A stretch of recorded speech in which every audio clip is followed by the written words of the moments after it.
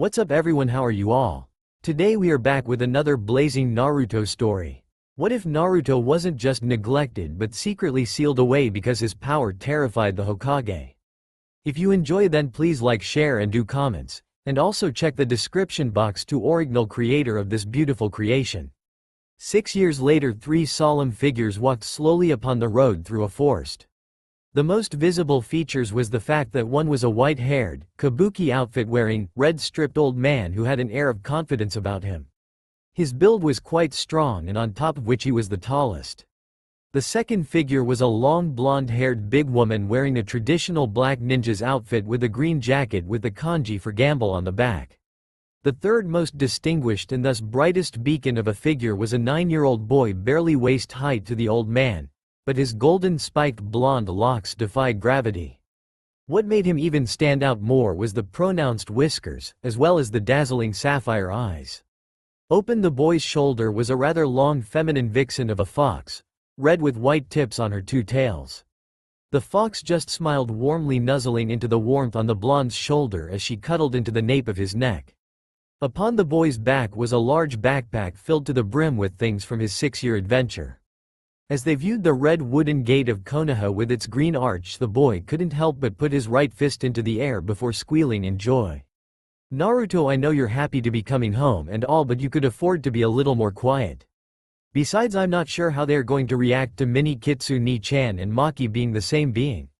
We know they don't take well to foxes," Jiraiya stated clearly as he rubbed the bridge of his nose. "Oh, I wouldn't worry about that, you old pervert," the vixen stated as she looked over at old man. "We foxes aren't known for tricksters for nothing, right, Naru-ni-san?"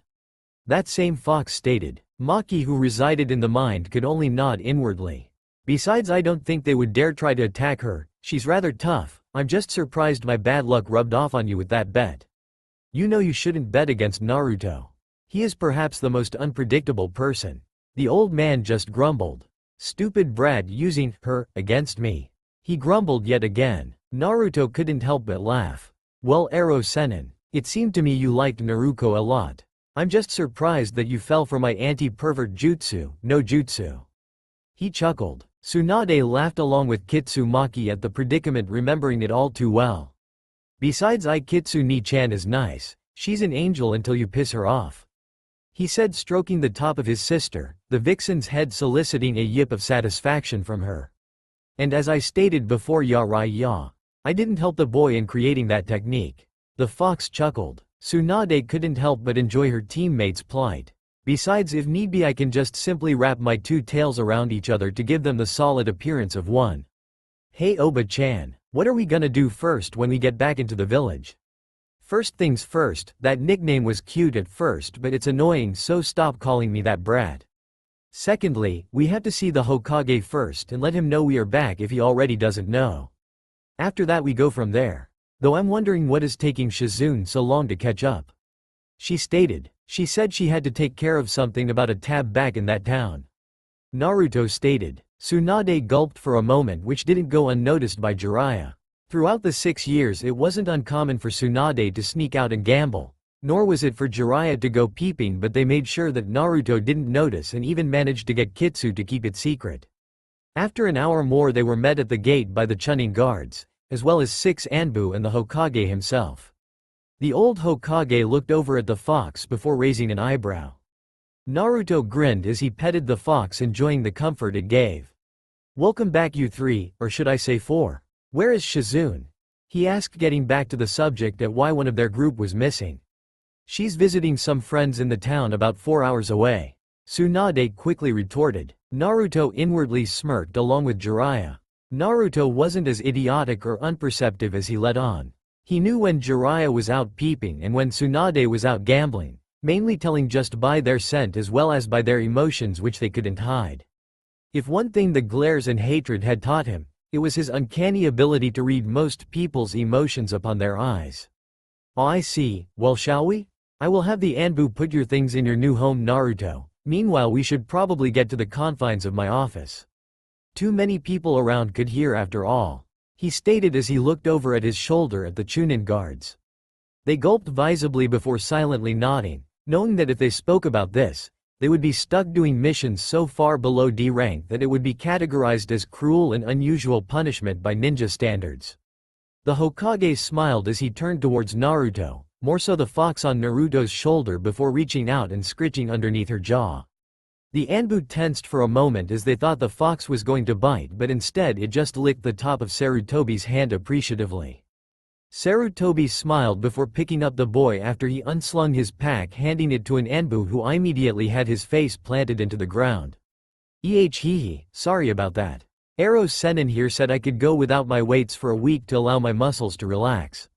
The Anbu nodded before tensing and lifting up the pack. He managed to swing it onto his shoulder before disappearing in a flash of smoke. How much weight was in those? Sarutobi asked. Jiraiya just smirked, as did Tsunade. About 200 pounds, plus all the scrolls and many other things the brat here picked up, as well as presents from all occasions. All in all, that pack had to be every bit of 500 pounds.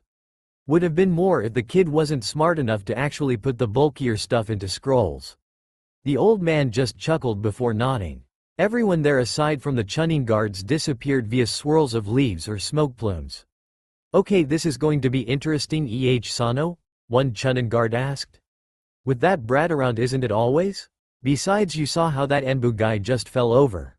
To the brat it was like it was nothing. Geez, I hate to see what he does to people who piss him off. I don't want to think about it. Just be glad we are doing this instead of hunting down the daimyo's cat. Sarutobi smirked as he sat down in his leather chair. To him it was a good day. The paperwork, well aside from the last little bit thanks to the 4 that had arrived, was done. He couldn't help, on top of that Naruto Uzumaki was back. He knew a certain Hyuga heiress would at least cheer up about that. He couldn't help but feel sorry for the girl and her father. Their mother died young while giving birth to Hinata's sister Hanabi, and if that wasn't enough, it hurt Hiyashi so much that he became stern and relentless. This in turn he struggled to teach Hinata to be strong, but it ended up crushing her self-esteem.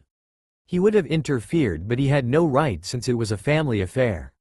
What was worse was that Hiyashi himself took up an air of seriousness, even beyond what he had before when it came to things. Sarutobi knew the council was using Hiyashi and Hiyashi knew it as well, but they both knew that the only way that Rain could stop was when the new head of the Hyuga came into place, and thus they could invoke the right to change out the council. So old man, when do I begin the academy? I can't wait till I go and I'm gonna see Hinata, learn some jutsu, and work my way up to take over your job. Naruto stated, his fox-like grin on his face. Hehe, I'm glad to hear that. You will start in a week, so how good have you gotten while out there with my students? Ero Senin here says I need to calm down a bit, pay more attention, and hold back on some of the stuff I learned. Naruto grumbled, the boy is smart, and I don't mean normal. Once he wraps his mind around figuring out something, it takes no time in doing so. Even more so is the fact that the kid has more chakra than most Junin. Just don't ask him to do any of his jutsu. They are rather too good for his age and he shouldn't know about that stuff till he's older. Whoa, hold up there. Did I just hear the great lecherous perverted Jiraiya said that Naruto is too young to think about ladies or use his jutsu? Suande smirked. Yeah, you heard me right, you drunken gambling flat chess. Due to the wall immediately becoming intimate with his face, he couldn't very well continue. Tsunade leaned in close to Sarutobi before covering Naruto's ears. He's got academy-grade chakra control now at least, not quite genin but getting there, and oh, if you want to motivate him to do something, call it a challenge or a bet. Even throw in Ramen and I can guarantee you the boy will surprise you even more. As for your next question, no, I'm not staying in Konoha past a week. I'm still too pissed and too upset at this place, but I will keep up with Naruto and you from time to time. She stated before unclasping Naruto's ears. Naruto smiled warmly. Jiraiya was soon up and sat back down, grumbling about how life was unfair. And I can safely assume that this is Kitsu? Sarutobi asked. He looked at the fox before gasping. Yes sir, it's me. Is it so hard to believe that the heart of the boy is so innocent and pure that he would even give me some freedom? Granted, yes, this is the same fox that he took with him, but he had begged me to save its life, even though I couldn't do much more than heal it. On top of which, Naruto made a bet with Jiraiya over there that if he could knock the pervert out, he would help make a seal that would allow me to live within this body. Course my real soul and consciousness as well as about 99% of my chakra and whatnot is still in Naruto, but the little one's mind who used to be here consented to me using hers. In any case, she was dying and wanted me to PHSYI Kali protect Naruto in her stead. Of course she's in my summoning realm right now enjoying her new life as a three-tailed fox. And up here, gives me a way to keep up with the clan, she stated with a grin. Her breathing was erratic from how long she had been speaking. She did wish she still had her body back due to the fact it was tough for her relearning how to use a physical body that never once spoke to speak again. I see. Well, what all did you learn, Naruto? The elderly Hokage asked. A lot. I learned how to master the Kitsune Kenpo thanks to Kitsune-chan. He stated before taking a breath to speak again. Actually, he was a natural at it. As you had discussed earlier, it's entirely natural for him. However, I did teach him all that I knew, even I am not a master at it. He is, and I'm damn proud of him for it. He's also quite the genius when it comes to adapting more to it. If memory serves me correctly, there were 7 katas to it. He's increased it to 9, and shows no sign of slowing down. Naruto, I do hope you listen when I say this, but you must also learn other styles. A well-rounded ninja would train in everything before finding his niche, not the other way around. Plus adding in the factor of unpredictability, which I am quite frankly sure you will be known for, will make you stronger. The vixen commented sagely. Jiraiya, Tsunade, and Sarutobi nodded in definite agreement. The fox then jumped into Naruto's lap before decidingly going to sleep. Alright, what about other things I should know about? The Hokage asked. Granted, you did send me a weekly scroll detailing what was going on, but I still like to hear it instead of reading it.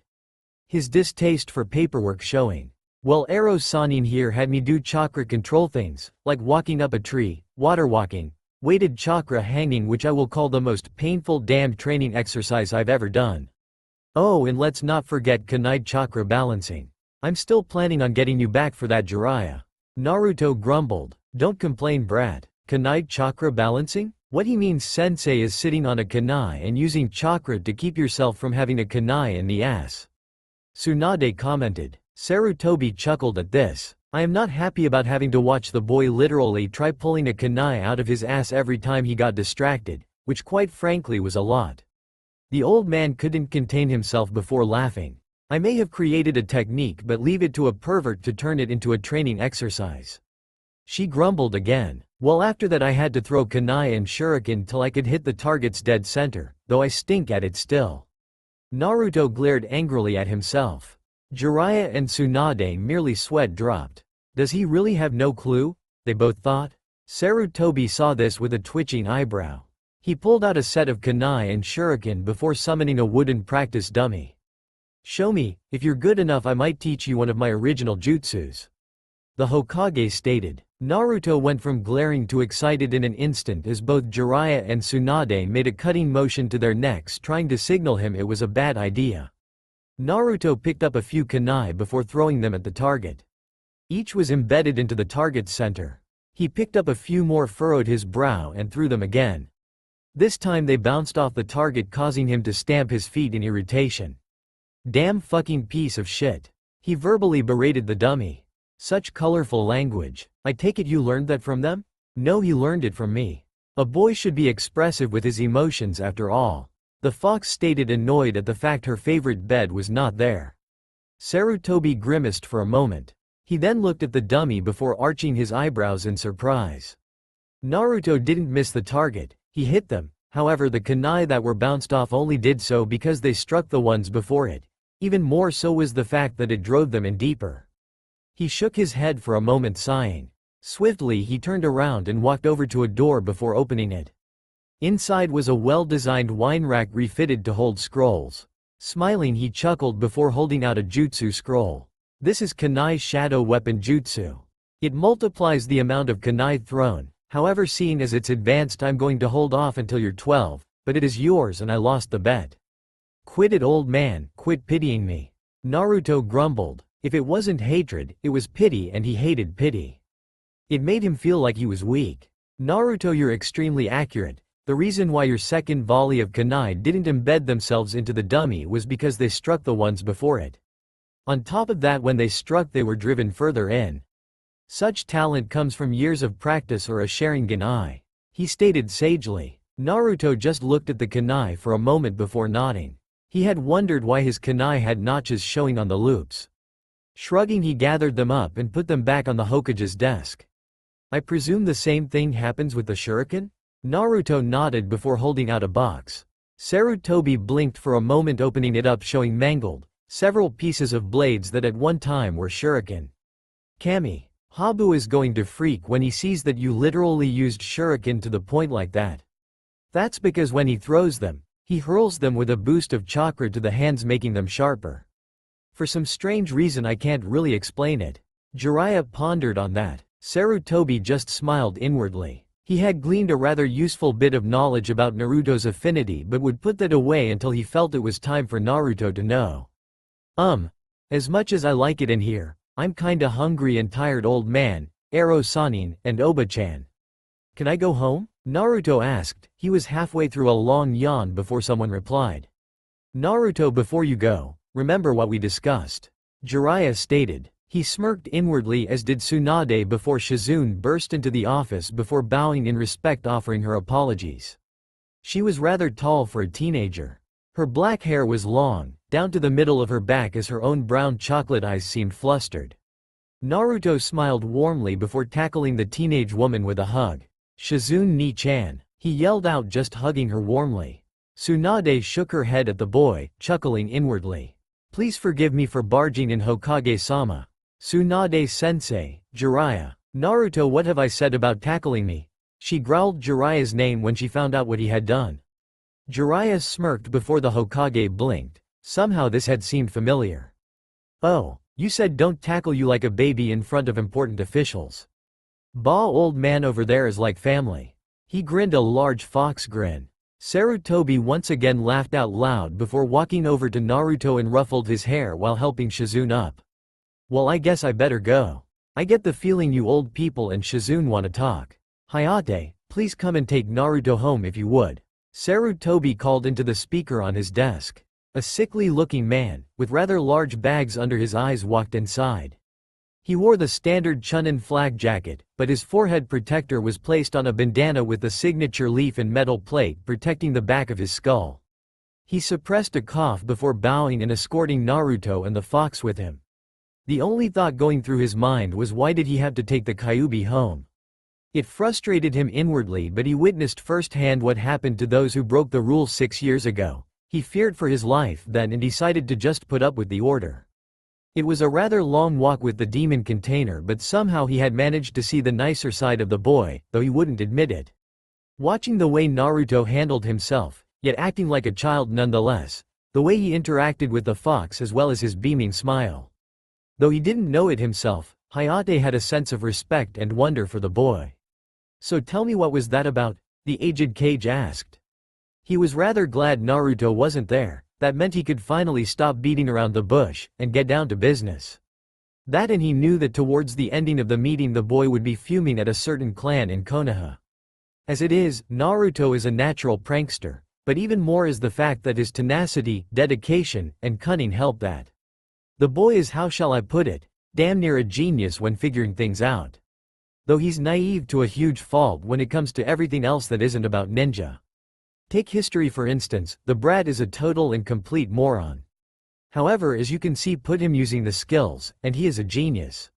His mind is like a sponge, and it came to the point after the 4th year that we decided to dabble in tactics. Though we call it pranking, its fundamental skills relied on stealth, distraction, amongst other things. That mask is what he is going to show people for 2 reasons. Jiraiya stated. 1, to hide how depressed his life is. You already picked up on that. Especially after an incident with Maki and what happened afterwards. He berates himself for losing that fox, though in truth he hasn't. Oh, I was wondering what happened to Maki. Well, the thing is, we didn't include this in the report because it is something that you have to know first. A town we were staying in was attacked by bandits while me, Tsunade, and Shizune were handling one set.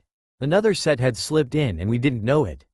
At the time Naruto was training with kunai when the bandits showed up and attacked. Maki bit one of them and was injured badly. The depth of the wound across that little fox nearly killed her, and we didn't know about that set until we felt a huge chakra wave. Dispatching the bandits, we came across 6 more, though I can't forget the carnage. Tsunade stated before shivering. What she is saying is that Naruto saw what happened and freaked out. We found him covered in blood with no wounds. The bandits on the other hand were broken, battered, and very much dead. The fox, though barely alive, was nuzzling him in worry before the seal I put on it went active. What seal? A forbidden one. That ties the fox to the fox inside Naruto. You what? Sarutobi yelled, causing the 3 ninja there to balk and cower.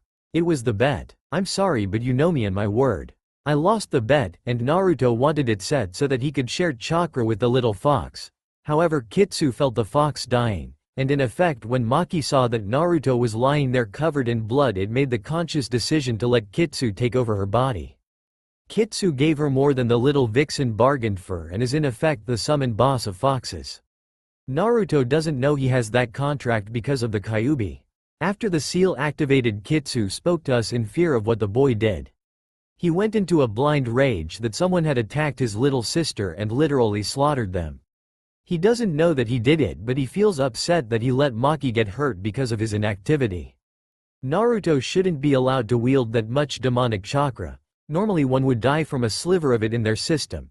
However, Naruto is well different. I can't really explain it. I can though, you 3. A little history is in order, though I really wish you 3 had informed me of this so I could be there for the boy as well. What makes the Kazama clan so powerful is that they are in effect different from us in chakra terms.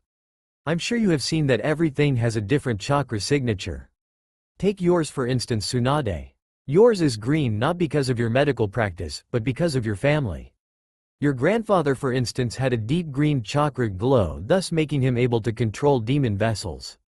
Since you are his descendant, that line carries with you, though it's diluted twice. Kazama are on an entirely different league. They have in a sense a pure chakra that counteracts demonic chakra, hence in turn balancing it out. What is scary about Naruto is that having pure chakra is just as potent as demonic, but if you add both into the mix, it's like mixing an acid with a base. They balance each other out, though that also explains why even with as advanced as his chakra control is, it's not helping. That makes a lot of sense actually. Shizune stated. That explains a lot if you think about it.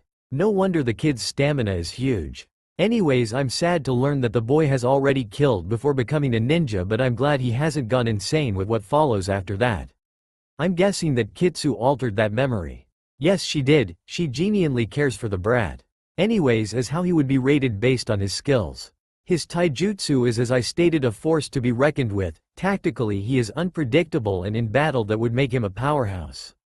Add in that insane amount of chakra as well as his natural stealth and skills and you have perhaps an insurgent. Jiraiya stated, trying to find the right words.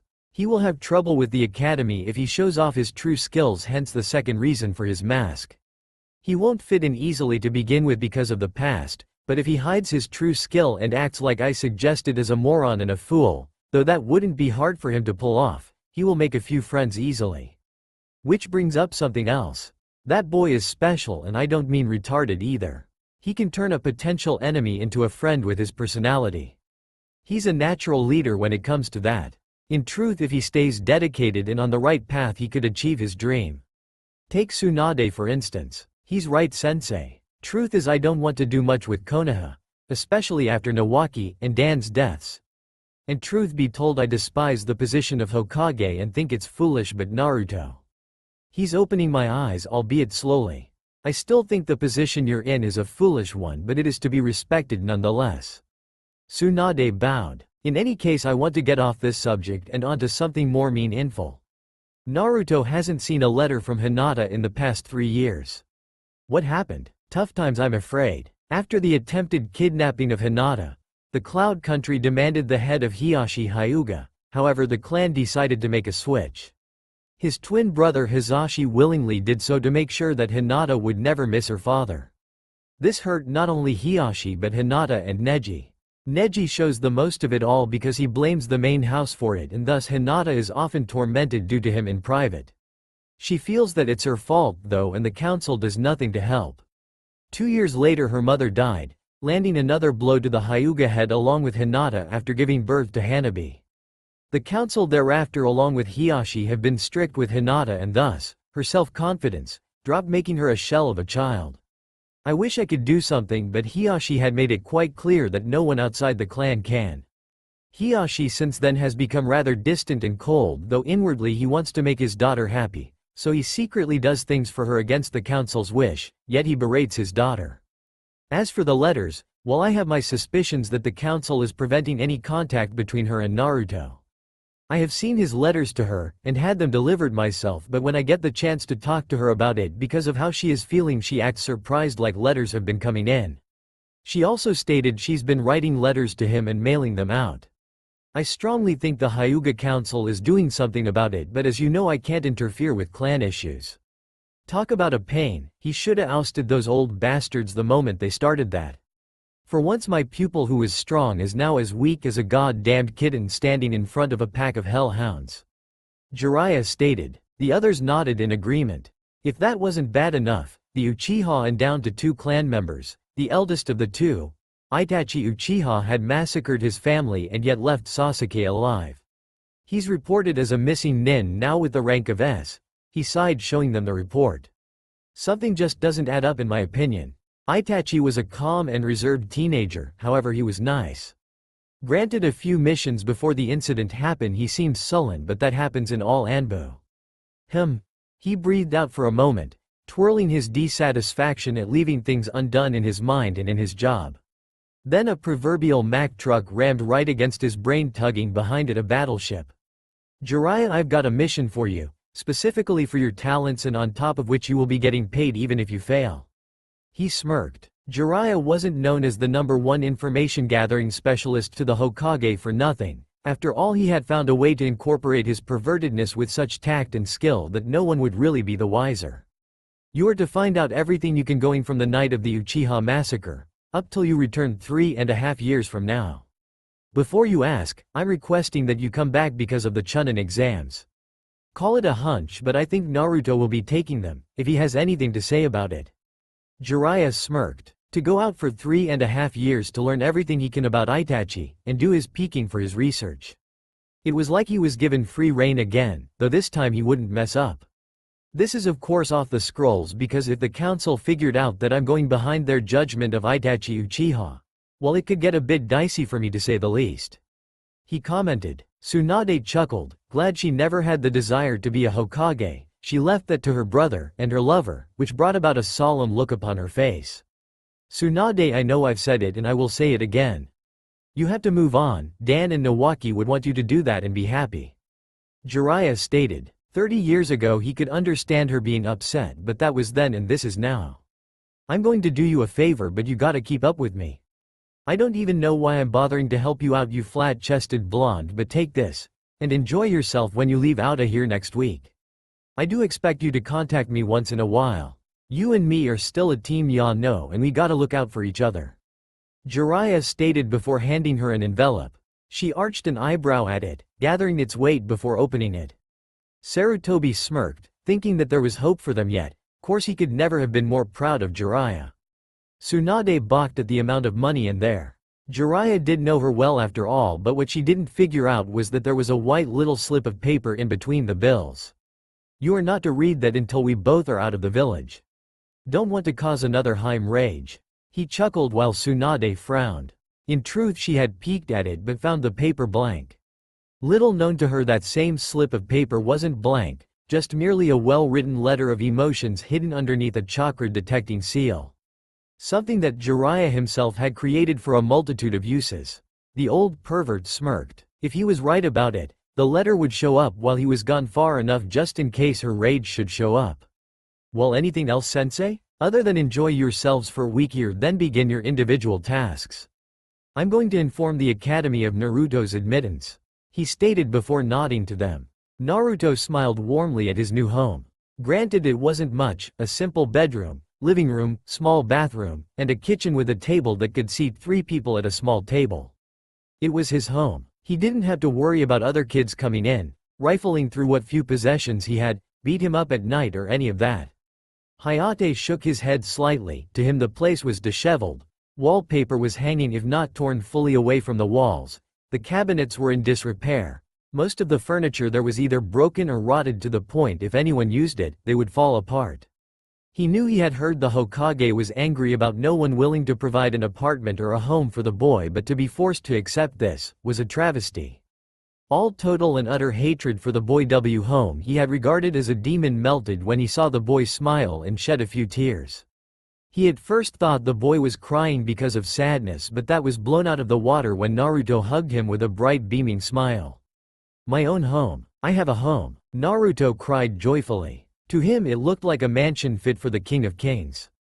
Hayate looked over at the furniture for a moment, again pondering to sit on it before shaking his head. He couldn't believe that the child was just so happy with a place like that. "Hey kid, I don't normally do this, but let's get you some good furniture and something to eat. Bear in mind I'm only a chunin, so I can't afford much." He was once again caught up in a tight hug, but he smiled. It would seem that Naruto's infectious smile once again found its way to another victim. Besides, what better way to welcome you to your new home than to have some furniture to go with it, right? He managed to pry Naruto off his body for a moment, coughing before pulling out 2 keys. He knew Yugoa was going to bitch to him about spending money, but he didn't care. Even if the kid was the Kyuubi itself reincarnated, though he began to doubt that, no one deserved to live in a dump like that. Naruto took the keys with great pride before pocketing one and hiding the other. Thank you, cold guy," Naruto stammered out. He berated himself inwardly for not paying attention to the guy's name. And as if the angels called the answer out to him. "Just call me Hayate." "Well, shall we?" he said before rolling his eyes at the pet name given to him based on the natural cold he had. It was true, he always had a cold, but he had often used that to his advantage. He may appear sick, but he was always in excellent health and never once have had a cold. How ironic that he would always appear to have one.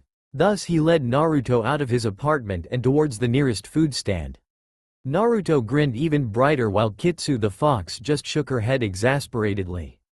Kitsu had the same thoughts alongside Hayate, but was surprised when she no longer sensed the hatred the man bore for Naruto but respect and admiration.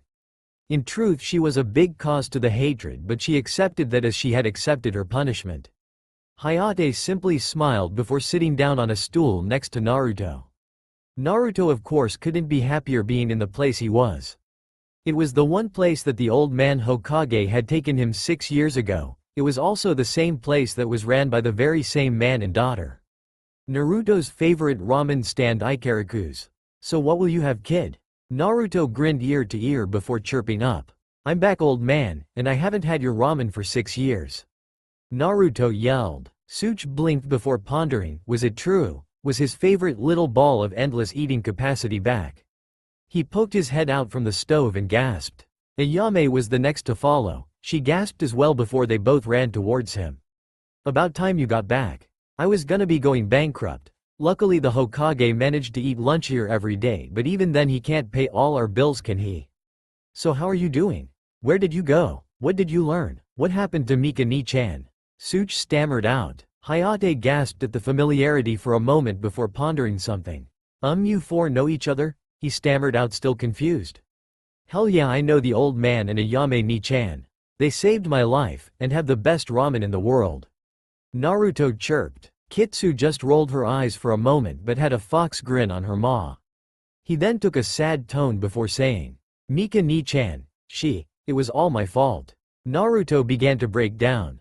It was his first real loss of someone precious to him. If anything was true, Naruto's unpredictability ran to his emotions as well. Ayame looked down, as did Such. Hayate remained befuddled but went in reverence before shaking his head and clasping Naruto on the back. "Look kid, take it from me, it's gonna hurt for a while, but never blame yourself. You're a kid, and I'm sure Mika would rather you be happy and remember the good times with her, alright? Besides, Mika is still alive and she's right here, isn't she?" Naruto wiped away his tears before looking over at Hayate. He nodded warmly. Kitsu at that point was trying her best to keep quiet.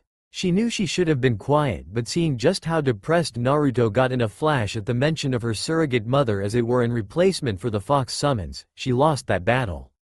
"You know Kit, I know Mika-ni-chan is glad you're safe, and that she is happy where she is. Well, being a summon boss has its advantages, and maybe sometime I will take you to see her. However, you gotta remain true to yourself and keep going on. Living in the past will only torment you in the future. As I said before, she's a part of me, so in truth you get to see her every day, hee. The fox spoke sagely. Naruto nodded while Hayate, Ayaman, and Such gasped. Th. The foe. Fox talked. They all stammered out. Naruto put on a big grin before pondering. Of course I speak, though I am taking a risk doing so with my history in your village, though I am truly sorry for what I've done. She stated quite clearly. I've never seen you here before, Fox. I don't think you have done any wrong to the village. Ayame and Such stated. Besides, you're too cute to do anything wrong. Oh my, this is a first. Well, let's see how to put it. Not that I'm trying to belittle you humans, but if you knew who I was, would you really be doing that? She asked rhetorically. I'm only in this little fox's body because she gave herself to protect Naruto and me. The fox stated calmly. Hayate was the first to pale. Q. The Chunin gasped, trying to finish before the fox's two tails split as a brief wave of chakra surrounded the little bar. They wrapped themselves up as she patted onto the counter and did a bow. Kyuubi is what you humans call me. Again, I apologize with the depth of my being for the trouble I have caused, however I must ask that you do not speak of this. I fear for Naruto's life if people found out, and I admire how pure the kid is, but please, I beg of you, do not harm him to get at me. She stated before setting her head upon the counter, making herself so low as to show submissiveness. In her day she would have never been that at all, but to protect one of her own and to right the wrongs she did commit, this was not beneath her. Hayate opened his mouth to speak, but no words came out. He scratched his head for a moment deep in thought before feeling a calming hand press against his shoulder. He flinched for a moment, looking over at the face of the villagers' military leader. The Hokage himself. Now this is an interesting predicament. He stated, I do believe I merely sent you to take Naruto home, but here you are going above your own duty to take him out to dinner and to get him some furniture. I am rather proud of you, Hayate. As for the little fox, there is no lie in her words, nor is there killing intent either. I know you should be able to feel it. Sarutobi stated calmly before waving at the fox. Hayate gasped again. He couldn't believe that the Hokage was being nice to a fox. The same fox, though in spirit had nearly wiped Konoha off the face of the planet. Calming down was the last thing on his priority for response list. Kitsu, I'm surprised at you though. IOWULD think that the mighty Kyuubi, the nine-tailed Kitsune, would know when to not spill the beans, as it were. This vixen never did like to remain quiet, though I assure you, I will only reveal my presence to those whom I know mean no harm to the boy. At first I had sensed such from Hayate, but that went out the door over time. If Naruto keeps up with this, his dream will come true. She chuckled. Though Naruto should also learn to detect the hint of malice so he can prime himself should an enemy I can't dispel illusion-wise will not strike him while he's unprepared. Okay, will someone please tell me what the fuck is going on? Hayate yelled. Naruto clamped his hands down over his ears while Kitsu merely folded her ears down against her head. Ayame gasped at the loud noise but saw the once and mighty Kyuubi do that. Of course, even when Ayame was a girl she was always attached to furry little animals, so she did what came natural. She piggied up the said fox and petted it. Kitsu just rolled her eyes for a moment. There were always going to be people who would pick her up and pet her and squeal in delight in every town. She sighed, deciding to get used to it, until she would be big enough not to get that attention. Being a demon lady had its perks after all. Basically, to put it simply, Kitsu Ni-chan here is a chibi demon fox. Naruto chided. She's really nice and protects me cause she was asked to. She didn't say who asked her to, but she hasn't done anything wrong to me. Okay, so the fox that damn near obliterated the village, just happens to take on a smaller form, protects you, and is apologetic about her past, and everyone find this normal? Yep. A chorus between Naruto, the Hokage, as well as two newcomers entered the little ramen bar. Hayate turned around before gasping at Tsunade and Jiraiya. I have to admit though, it struck all of us. Well, save for the brat here, as odd at first, but as she states she is rather sorry. Even more so that she protects him, which shows demons do have a heart. Jiraiya spoke. Male ones on the other hand have a bit too much pride, much like you human males are. Kitsu chided in. Just because she was a demon, didn't mean she wouldn't have the sass to insult the men every once in a while. Except for my little Naruto-chan. She gurgled. The men there, including Naruto, sulked, while the only 3 of the fairer sex cheered. After calming down for a little bit as well as a lengthy discussion on the topic of Kitsu being a secret for the safety of the village by the Hokage, as well as Naruto's splurge on ramen, the day continued to turn into evening. Okay, I'm still a little weirded out by it, but seeing as she has yet to claw my throat out, I can be neutral in this and I won't tell anyone. Crap, Naruto, if we are going to get furniture for your new home we better go soon. I'm sorry to say this, Kyuubi. I mean Kitsu, but you should probably go back with Tsunade and Jiraiya. Ninja and villagers alike don't take kindly to foxes, as you can guess. The female vixen nodded before jumping out of Ayame's grasp and onto Tsunade's shoulder before curling up. Tsunade looked at the fox before sighing and shaking her head. Well then, Naruto, I will see you in the morning, for now I must get back to my research. With that the aged perverted Sannin ran off with glee, hoping to escape Tsunade's wrath. Though he would have little luck as Tsunade chased after him. Sarutobi sighed inwardly before wondering if those two would ever grow up. Ayame smiled warmly as both her and her father gathered up the large amount of ramen bowls from their little get-together and thusly were quite happy that their favorite customer was back. Naruto and Hayate bowed respectively towards the Hokage. Well, Naruto bowed as respectively as a boy without manners could. It didn't take long to reach a store which had a variety of furniture, however that wasn't an issue on what they had to sell, it was whom. The shopkeeper was a rather obese man wearing a gray suit.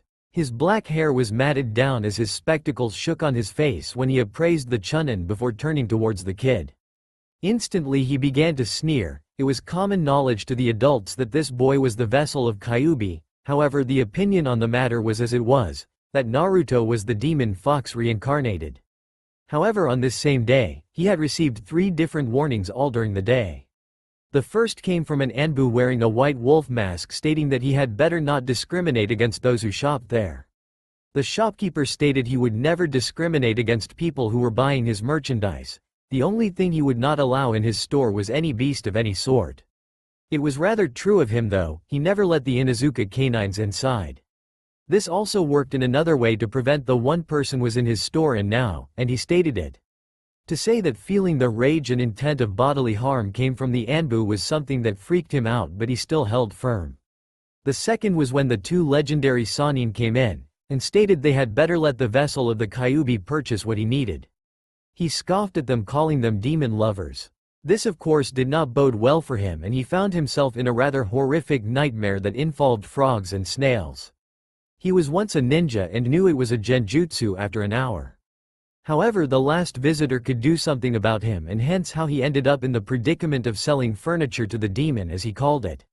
The Hokage entered not long after the Sannin and stated that whatever the boy would be purchasing would be on his bill. On top of that, if he found out that Naruto was refused service by the only furniture store in Konoha, that he would make sure that that same shopkeeper would never run or have another store in Fire Country ever again. He also stated that he would immediately send the 2 different sets of visitors to come back and keep their word.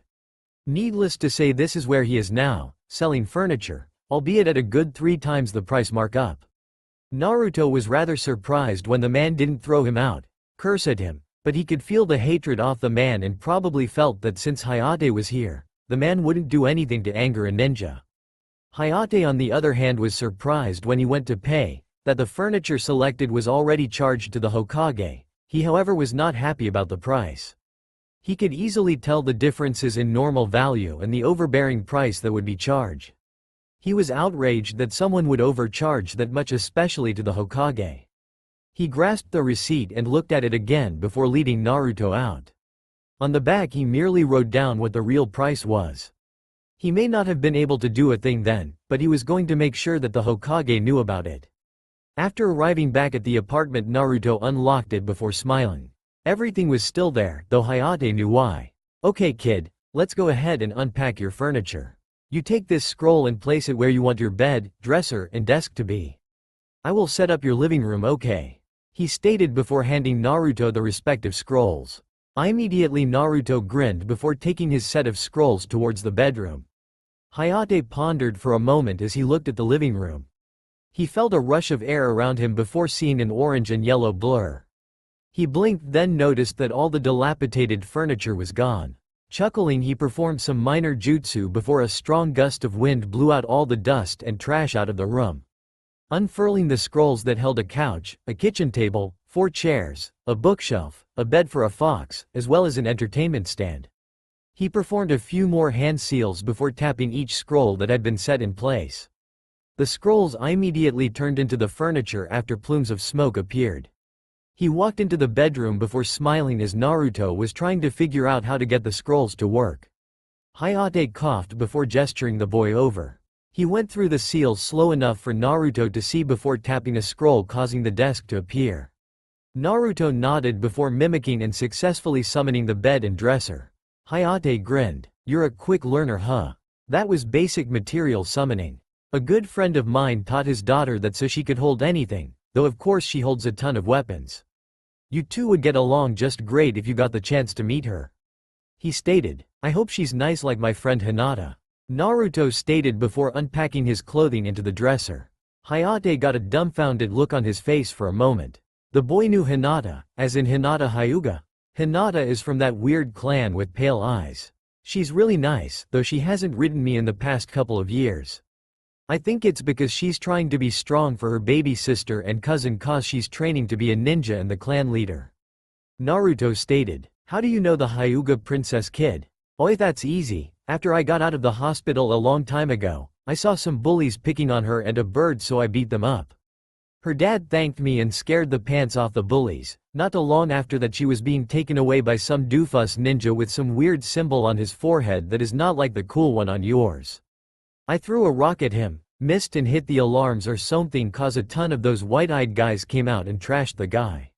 You're the kid that saved her? Damn, I have to admit you're going to be one strong ninja if you keep that up. I have to be if I want to be the best Hokage in the world," he cheekily retorted. Smiling once again, he flopped down on his single bed before leaning back. Of course there were not blankets, sheets or pillows on it, but the feel of a brand new and fresh bed was comforting. "Well kid, I will see you around. Oh, and stay out of trouble. You and the fox too," he stated before leaving. Naruto pondered for a moment before opening his packs up. He removed quite a few scrolls before biting his finger and sliding a long line of fresh blood over all the seals. Rolling the scrolls up, he placed them in the center of his bedroom before things he had collected came into existence. Smoke and loud pops were the only thing that heralded them into the world. The items ranged from photos, posters, to little knickknacks. He took his time covering the walls that were missing wallpaper with all the posters. However, the largest of them all was a 10-foot by 4-foot picture of the Hokage monument. He hung that on the opposite wall of his bed. In blank ink towards the bottom it stated quite clearly, "Follow your dreams and protect the precious ones you have all the way." It had a chibi frog doing Jiraiya's first step of the dance, and a slug rolling up her sleeve. Naruto could only smile inwardly at this because after all, it was his surrogate family that did so much for him. Lastly, he put empty scrolls as well as his ninja tools on his desk. Beside the desk he had set up his kunai cases on their stand. He remembered shopping for those kunai 6 years ago and receiving a new box every year. The kunai were indeed strange in appearance, but in truth they were designed that if thrown fast or hard enough, the only thing that would stick out of the target was the loop, on top of which pulling them out would be even harder. Instead of the normal diamond-shaped blade, these were arrow-shaped. One could easily just take the ring off them, put on a long shaft, and put on a shaft, and you would have a large arrow or a short spear. Naruto had figured this out especially for setting up some traps. Beside that rack he had managed to place what was left of the 6 boxes of shuriken. He sighed, hoping that the old weaponsmith wouldn't be angry with him at all, though given the fact that most adults hate him outright, he began to doubt the villagers in a sense. It was true that he trusted those who were nice to him, however he had learned not to trust everyone that would be nice.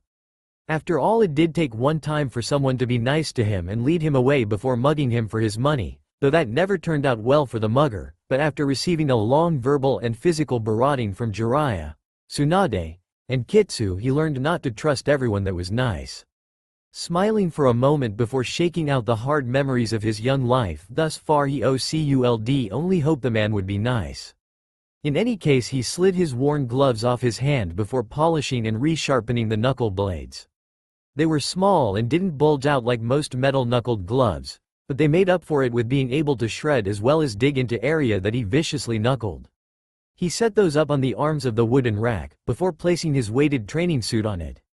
Before standing up he had heard a knock on his door. Carefully he tugged one of his kunai out of a box and silently stalked up to the door. "Who is it? Damn it, brat, open up already." A feminine voice called out. "Geez, this is so annoying, Florida. You finish saying that, frog pervert, and I will use your head as my new punching bag for stress relieval." The female voice bellowed. Naruto tossed his kunai into the wall before opening the door for Tsunade, Jiraiya, and of course his sister. They walked in before smiling. Most of the wallpaper in the room, well, the areas that were falling apart and off the wall, were covered in a multitude of posters and pictures. The fox on the other hand blinked for a moment at the large pet bed by the archway going into the kitchen. Swilty, it leapt off Tsunade's shoulder before landing and kneading its paws into the pillow there. Grinning, it laid down to take a small nap. Naruto smiled before yelling at the top of his lungs, "Welcome to the Uzumaki home." He grinned cheekily as Tsunade uncorked her ears. She had gotten used to it, but couldn't be sure that his neighbors could. She turned to find Jiraiya howling in pain on the ground, holding his ears. "Damn it, brat, you don't need to yell," the old pervert retorted. "You're yelling too, pervert." "Nice place, Naruto, though it's a bit small. Thanks, Oba-chan. Besides, to me, this place is home, so I have to take care of it. Later on I'm going to be installing an anti-theft trap. Don't want people to break into my place and steal from me. Though the idiot villagers probably think I have nothing worth to steal." He grumbled. He still wanted to be recognized, and his childhood dream since 3 years old of wanting to be Hokage still held true to his heart. What was worse was the fact that no matter who he had with him, no matter how few people liked and in turn recognized him, he knew it wasn't enough.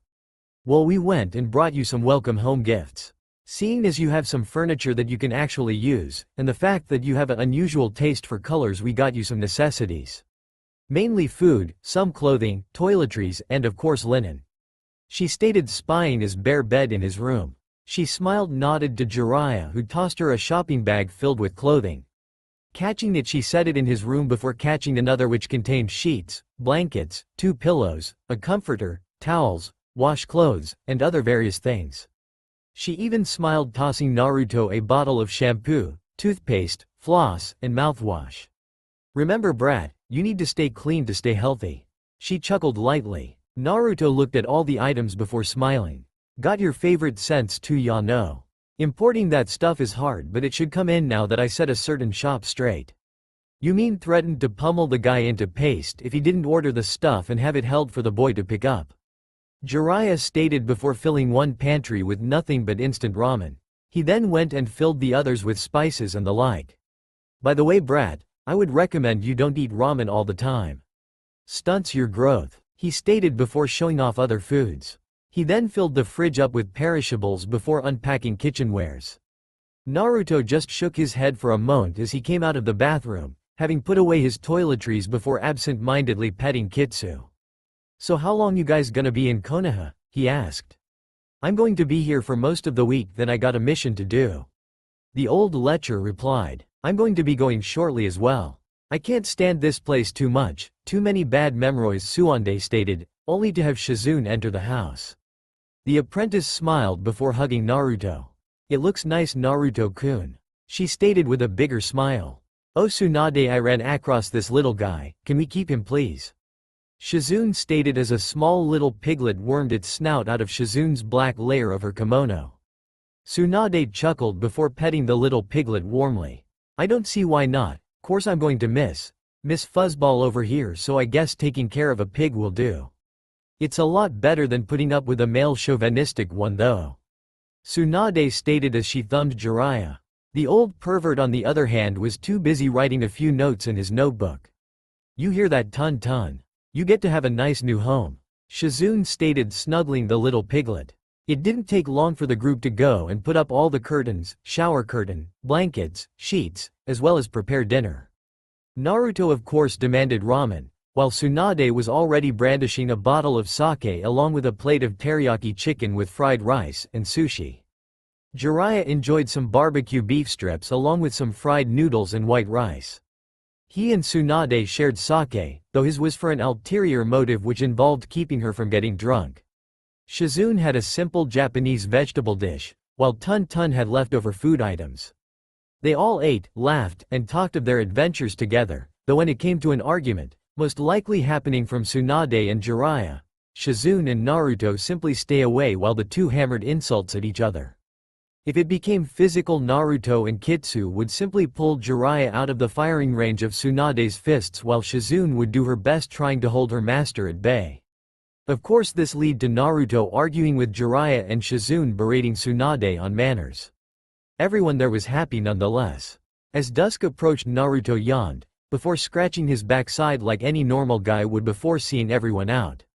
Tsunade was smiling warmly at Naruto's antics before hugging him, stating that he should get as much rest as possible. Shizune smiled warmly before ruffling his hair and hugging him in a sisterly embrace. Jiraiya chuckled, teasing Naruto about having all the women though shut up when Shizune and Tsunade sent a glare that could drain the life out of rampaging boar. He chuckled before tossing Naruto a paper pad as well as a few pens. Listen up, brat. The best way to understand people is to make observations about them. I expect you to write down what you see and hear tomorrow when you go out. Who knows, maybe you will become the next Icha Icha author, hehe. The old pervert stated. Like hell I will arrow Senin. If anything that I'm going to write, it's going to be adventures of a fox ninja. Naruto barked back. Tsunade arched her eyebrows before smiling. On top of that, it's not going to have anything perverted, so go blow it up someone else's ass. Jiraiya grumbled about the youth of the world never respecting their elders. Just cause I'm not a pervert like you, Arrow Senin, doesn't mean I don't respect you, Oba-chan, Shizune ni-chan, Hayate, Old Man Ikaraku, Ayame ni-chan, Enko ni-chan, Scary Scar Dude, and Old Man Hokage. I just do it in my own way. Hey, that you do, brat. Well, I'm off to go do some research. With that he disappeared, leaving Tsunade and Shizune to smack at his after-image. If you turn out to be a pervert novelist, Naruto, I'm going to put you in the hospital myself. Tsunade stated with a deadly hiss. Besides that, I would prefer that you be safe. Make sure you lock up the place when you leave tomorrow. Oh, and tell Hinata I said hi. Hell yeah, I will, Tsunade, though I need to find out why she hasn't written me in a while. She must be busy with her clan and all. Naruto said, rubbing the back of his head. Tsunade turned around waving her hand, though she did so that her face wouldn't betray her. She knew what was happening and could only hope that Hiyashi would still have enough of a heart left to let his daughter once again hang out with Naruto. Shizune was already in Naruto's bedroom, tucking him in, smiling warmly as he was already asleep by the time his head hit the window. She smiled warmly before walking out of the bedroom, closing its door, then turning off the rest of the lights. Finally, with a wave to his apartment, she locked his front door before closing it. Tsunade-sama, do you think he's going to be alright all by himself? Only time will tell. He's got a strong will, we both know that. Though he isn't alone. He has Kitsu with him, and on top of that he does have Enbu watching out for him now more than ever. Besides, he's smarter than he lets on. She stated clearly. Though I won't tell him that. If he wants that damned position so bad, he's gotta be humble enough for it. A sound reverberated throughout the darkness. Its call was raging yet calm and thus annoying to those who had heard it.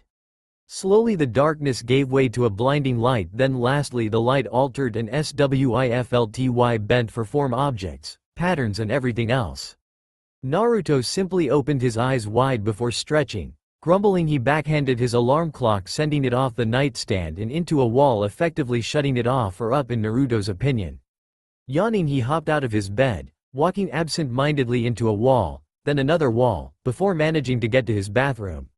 Turning on the water, he stripped down to nothing before stepping into the shower. Www.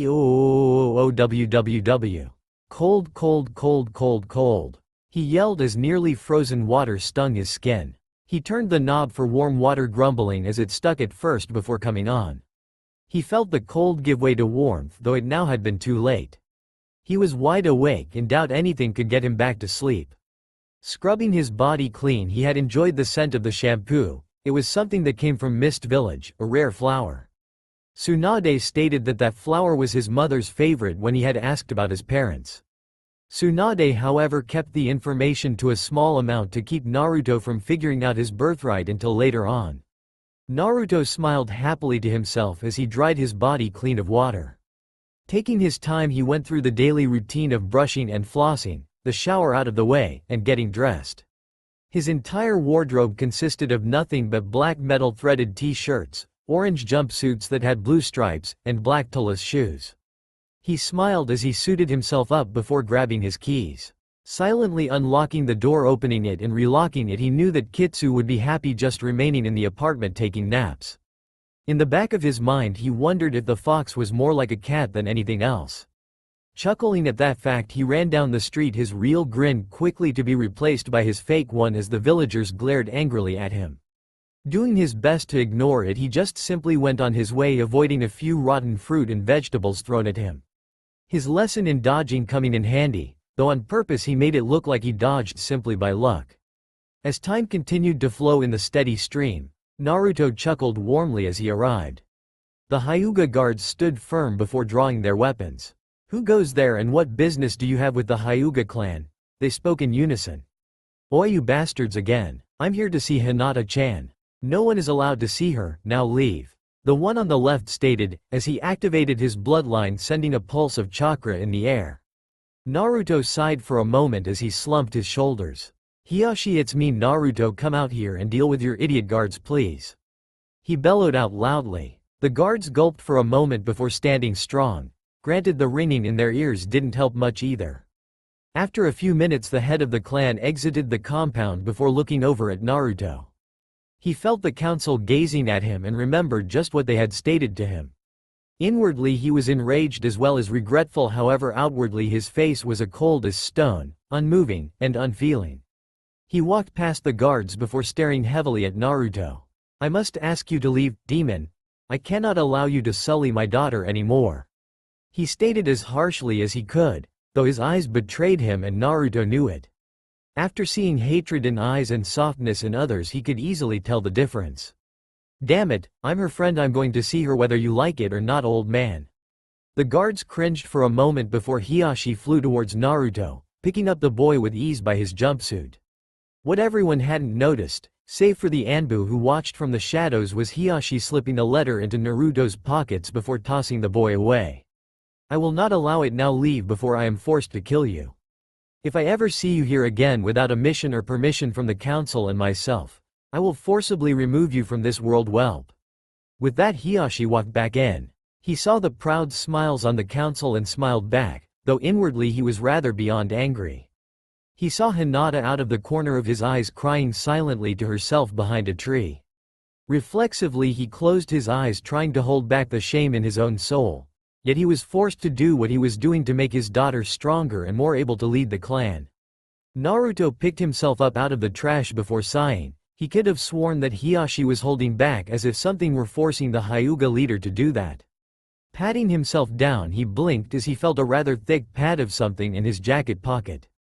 He left it there for a moment, grinning inwardly at Hiyashi's sleight of hand before running back to his apartment. Upon unlocking it and entering again, he removed the pad out of his jacket before setting it onto the table. Taking his time, he went back into his room, stripped off his smelly clothing, walked back into the bathroom, showered, and got dressed in cleaner clothing. Walking by Kitsu, he smiled before petting her snoring form before sitting at the table. He looked at the envelope for a moment before pulling out that same pad and pens that Jiraiya had handed him the night before.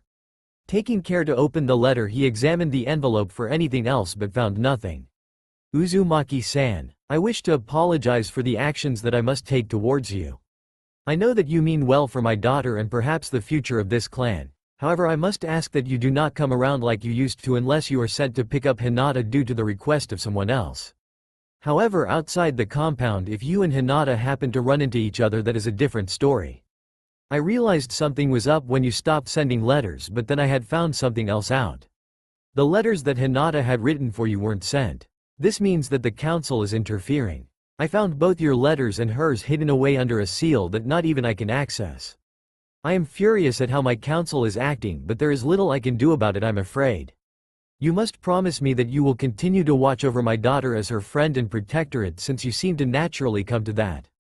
I am sending my daughter to the academy to help broaden her horizons in the fields of ninjutsu, taijutsu, and genjutsu, as I am sure you are as well.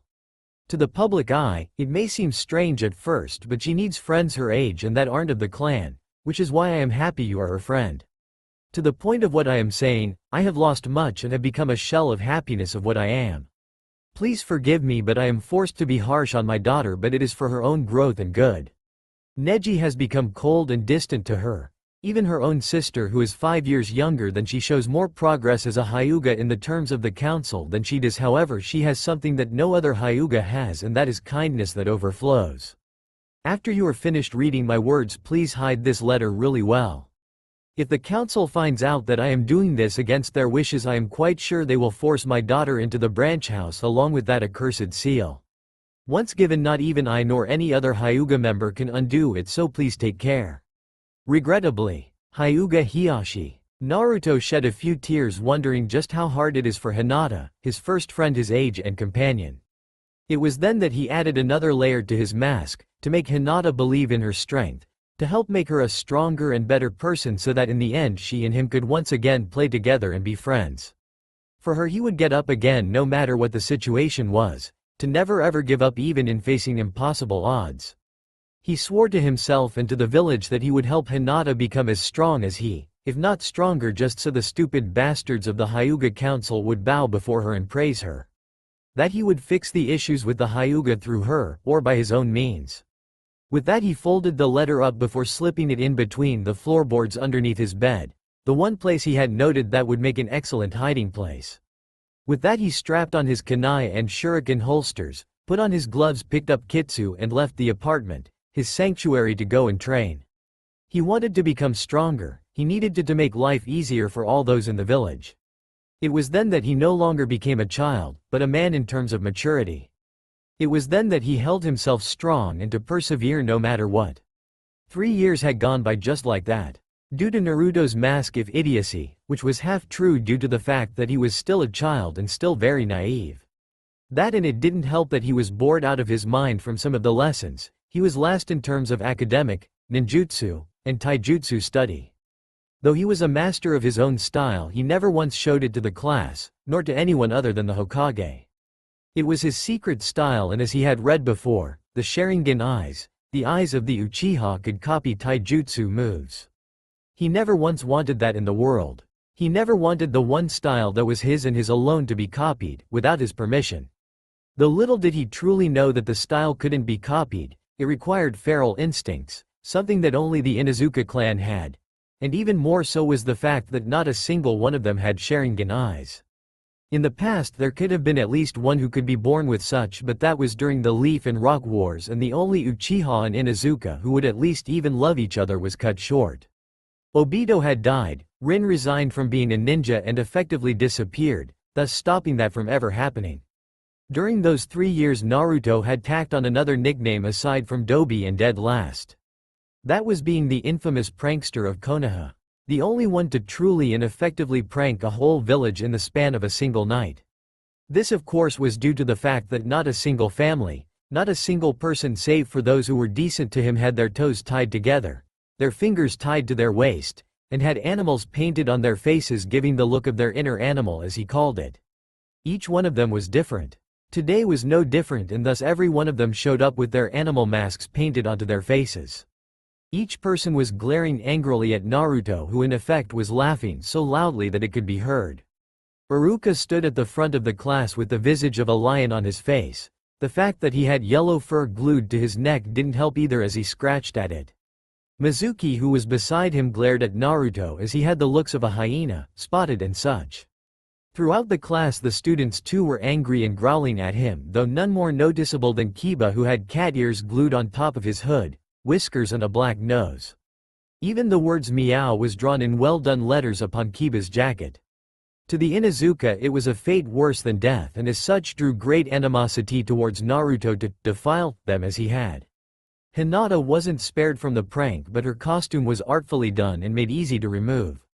She had known that it was coming thanks to a note from Naruto, and even had the instructions for removing such costume. Hers was of an angel with little chibi wings placed upon her back. Shikamaru was given the same, since he never once berated Naruto. In fact, he was greatly neutral to the person. His was a simple pair of deer horns glued on his head. Of course he respected Naruto's ability to sneak up on everyone in the middle of the night, even more so to do such elaborate pranks without waking a single person. He knew Naruto was by no means an idiot when it came to things, but he called it troublesome to confront the prankster on that. Choji on the other hand was laughing along with Naruto. He was enjoying a good laugh as he always had when a prank played out, and as such he was happy with his animal costume. It made him look cute, as his mom had called it. Sure, a hippopotamus was by no means a cute animal, yet it was that way and he felt it right. Sakura on the other hand was pissed. Not her usual pissed, as she was busy taking a desk and slamming it over Naruto, who laughed heavily. Naruto on the other hand faked his pain, yet in secret avoided critical points of the attack that could substantially hurt him. The reason for her rage was that she was dressed up like a chicken, decked out in pink feathers. Her best friend and rival was also cheering Sakura on, even managing to kick Naruto every time the desk was lifted. Naruto pictured her as a peacock, and as such she looked it with feathers stuck out like a fan on her posterior. Shino silently enjoyed the session. After all, he loved insects, and Naruto in turn had given him something he could only dream of. Large wooden insect pincers on his hands and Antonia on his head. Shino didn't show any emotion, but inwardly he was laughing happily and thanking the Dobi. Sasuke, however, was even more aggravated compared to everyone else. Since he had woken up, his eyebrow not once had stopped twitching, even going so far as to make his eyes bloodshot with rage, yet it would do him no good to show it. His costume was simply well done. It had involved long feathered wings being put on his back, as black as midnight. Even more so was the fact that his face was painted black along with a beak glued on, giving him the visage of a raven. What irked him so much was that he knew ravens were his brother's favorite animal, and anything that reminded him of his accursed brother set his mood from foul to being in a truly hellish zone. The girls had sensed it and stayed away from Sasuke, as an aura of extreme pain had shown. Naruto on the other hand wasn't without a costume of his own. He knew it would piss off the elders, but he couldn't be happier. After all, he liked foxes, and as such he had a large red fluffy tail, with a white tip, and fox ears on his head. He just continued to laugh as every one of the students and teachers were sending him death glares save for Hinata, Shino, Choji, and Shikamaru. Quiet down and quit beating on Naruto. He's going to be punished after class. He yelled out. He knew Naruto did this simply because of the fact that he, along with Hinata, Shikamaru, and Choji, were given the letter on how to get rid of the costume. Inwardly he was both appalled and proud of his student. At first he had hated Naruto, but as he watched throughout the year that Naruto gave everything his all, he knew that deep down his hatred for the Kyuubi was hurting the boy, and as thus he had developed a bond with the boy, even learning afterwards that Naruto was stuck in the same boat like he was, an orphan, and even more a prankster. He couldn't help but inwardly be proud of Naruto's latest prank. He was angry that he had been part of it, but nonetheless he was proud. Listen up, class. This prank, which I'm almost certain is Naruto's fault, is easy to remove. It's a mild genjutsu for the face paint. As for the glue, just flare your chakra as you have been taught and it should come off, he stated before demonstrating. True enough, the costume fell off, but the remains still shone through. After all, there were parts that still remain. I should thank the idiot, considering this was supposed to be on the lesson plan for today. Dispelling genjutsu. Iruka-sensei. We all know that Naruto is an idiot, dead last, and a complete moron, but if this was a genjutsu, which we all know is his weakest subject, how can this be his fault? Sakura stated before slamming her fist once again on the back of Naruto's head. Amazingly, this genjutsu is so simple that a 3-year-old can do it. Naruto may not be average in genjutsu, but this is by no means harder than, let's say, a camouflage technique. Mizuki stated. In his mind he was already planning on just how to kill the demon brat. Iruka, I'm going to go show the Anbu and rest of the Chunin how to get the townsfolk to remove the genjutsu if they already don't know. Guess that's why you're head teacher, because I thought this was all done with glue, he stated before walking out of the classroom. Soon enough the costumes disappeared into piles of parts, mostly ears, and other things that littered the room. Alright Naruto, can you explain to me what a genjutsu is? Iruka asked before looking over at Naruto, who was busy sleeping on his desk. Picking up an eraser, he tossed it over at the boy, watching it sail and slam against his head quickly with a loud puff. Naruto swiftly lifted his head, having white chalk dust cause him to cough and sneeze. Answer the question and quit sleeping, idiot. Wa? Oh, genjutsu is something that makes things He continued to pick at his brain, or so that's how he looked. Genjutsu is the effect of chakra being slipped from the body to affect the mind's ability to perceive things. Like touch, taste, sound, smell, and sight, he thought. I don't really know, but man, it's funny when used with a prank. He laughed, earning another eraser to the face. Sakura explained so that the moron understands. Iruka twisted as he stated. How the hell can he not know when he did that? Genjutsu is the effect of another person's chakra affecting the perception of the victim. The basic ones affect one sense, but others affect all the senses. Even a person can die from a genjutsu that's well done enough. Case in point, the Yuhi clan are known as some of the strongest and most skilled genjutsu users. She called out. The class nodded while Ino groaned inwardly. Sasuke was indifferent mainly because he had his own things to think about. Alright, today we are going to practice dispelling genjutsu, the mild ones. Everyone pick a partner and go to work on it. I will grade you accordingly. The class broke into a buzz as people began to work on the task at hand. Though the loudest was coming from the girls who swarmed over Sasuke like vultures to a dead carcass. Sasuke-kun, would you like to work with me? Ino stated as she clasped onto his arm. Her long blonde hair dancing in the light as her sky-blue eyes begged the Uchiha. Sakura on the other hand was proud of herself. Her area of expertise was genjutsu, and as such she grabbed a hold of Sasuke's other arm. Why would he work with someone whose genjutsu is average when he could work with the best genjutsu wielder in the class, Ino Pig? Inwardly her mind was flexing its muscle as her inner Sakura was showing off. Sasuke-kun, choose. Me or forehead billboard brow over there? Ino yelled back at Sakura. Sakura-chan, wouldn't you want to work with me? Might help me get stronger in genjutsu since I kinda suck at that. Naruto tried to interrupt but was smashed away by Sakura's fist. Hell no, idiot, now leave me alone. Sakura yelled out. Sasuke on the other hand was growling to himself. He hated fangirls, but he would have to learn with someone. He began to weigh the possibilities, both good and BQD, with each person of the class. Sakura, since you're the best at genjutsu in the class, I will work with you. He stated calmly, leaving a cold shoulder for Ino. Ino sighed before backing away, knowing that it's best not to agree with him. She immediately went up to the next person she found and worked with them. Sakura was nodding but inwardly was doing cartwheels. Sasuke-kun and I are working together, cha. Naruto chuckled for a moment before spying Hinata poking her fingers together. He smiled warmly, remembering his promise, and walked up to her. Hey Hinata, let's work together if that's alright with you? He asked. Hinata's eyes grew wide as her face began to flush. Here her secret crush was asking to work with her, to be next to her and pay attention to her. She continued to blush, getting redder and redder until he stared deeper at her. You okay? You have a fever or something, cause you're turning all red? He stated, moving closer. Why? Yes. She replied before he moved closer. What happened next was common for her to do, she simply fainted. Naruto caught her before leaning her forward on her desk. He was wondering why she had been doing that more and more, especially when he talked with her. He knew she was never like that and pondered if it was because her clan was overworking her.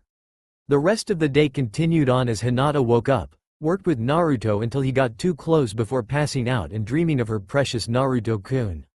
Naruto on the other hand kept wondering if Hinata was alright, and as thus each time she passed out he wondered if it was just him. Alright class, that's enough for today. Go home, get some rest, and remember what you learned here today.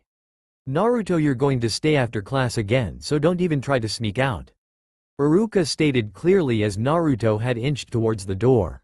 He hung his head low and grumbled as the students laughed at him. Before long everyone had filed out while Naruto sat dejectedly at his desk. Naruto, I know you were holding back. That genjutsu was better than I let on because I know you. I just want to know why you try to act like an idiot. The teacher had stated. His scar across his nose was visibly arching as his face took on a worried appearance. I know you're better than you let on. Why don't you just show it to the class? Maybe they won't pick on you as much. It's not that, Iruka-sensei. It's just that the last time I showed that IKENW something, the teacher accused me of cheating and thus I got punished. Besides, acting like an idiot is only have true cuz I am. I know I don't understand things as everyone else does, because for me it's different. Besides, if no one takes the time to get to know me, then they don't deserve to know me. Naruto stated, I know I want to be seen by everyone to be accepted, but when I try, everyone just says I want attention. I tried other ways of getting it early, but I got hurt bad because of it. Though I don't know why people hate me so much. Naruto lied. He knew why they hated him, but he didn't care. He knew he would still protect them because after all this is his home, and he knew that a Hokage gave up so much that they could never have a normal life. Just another thing he aspired to even though he wanted it.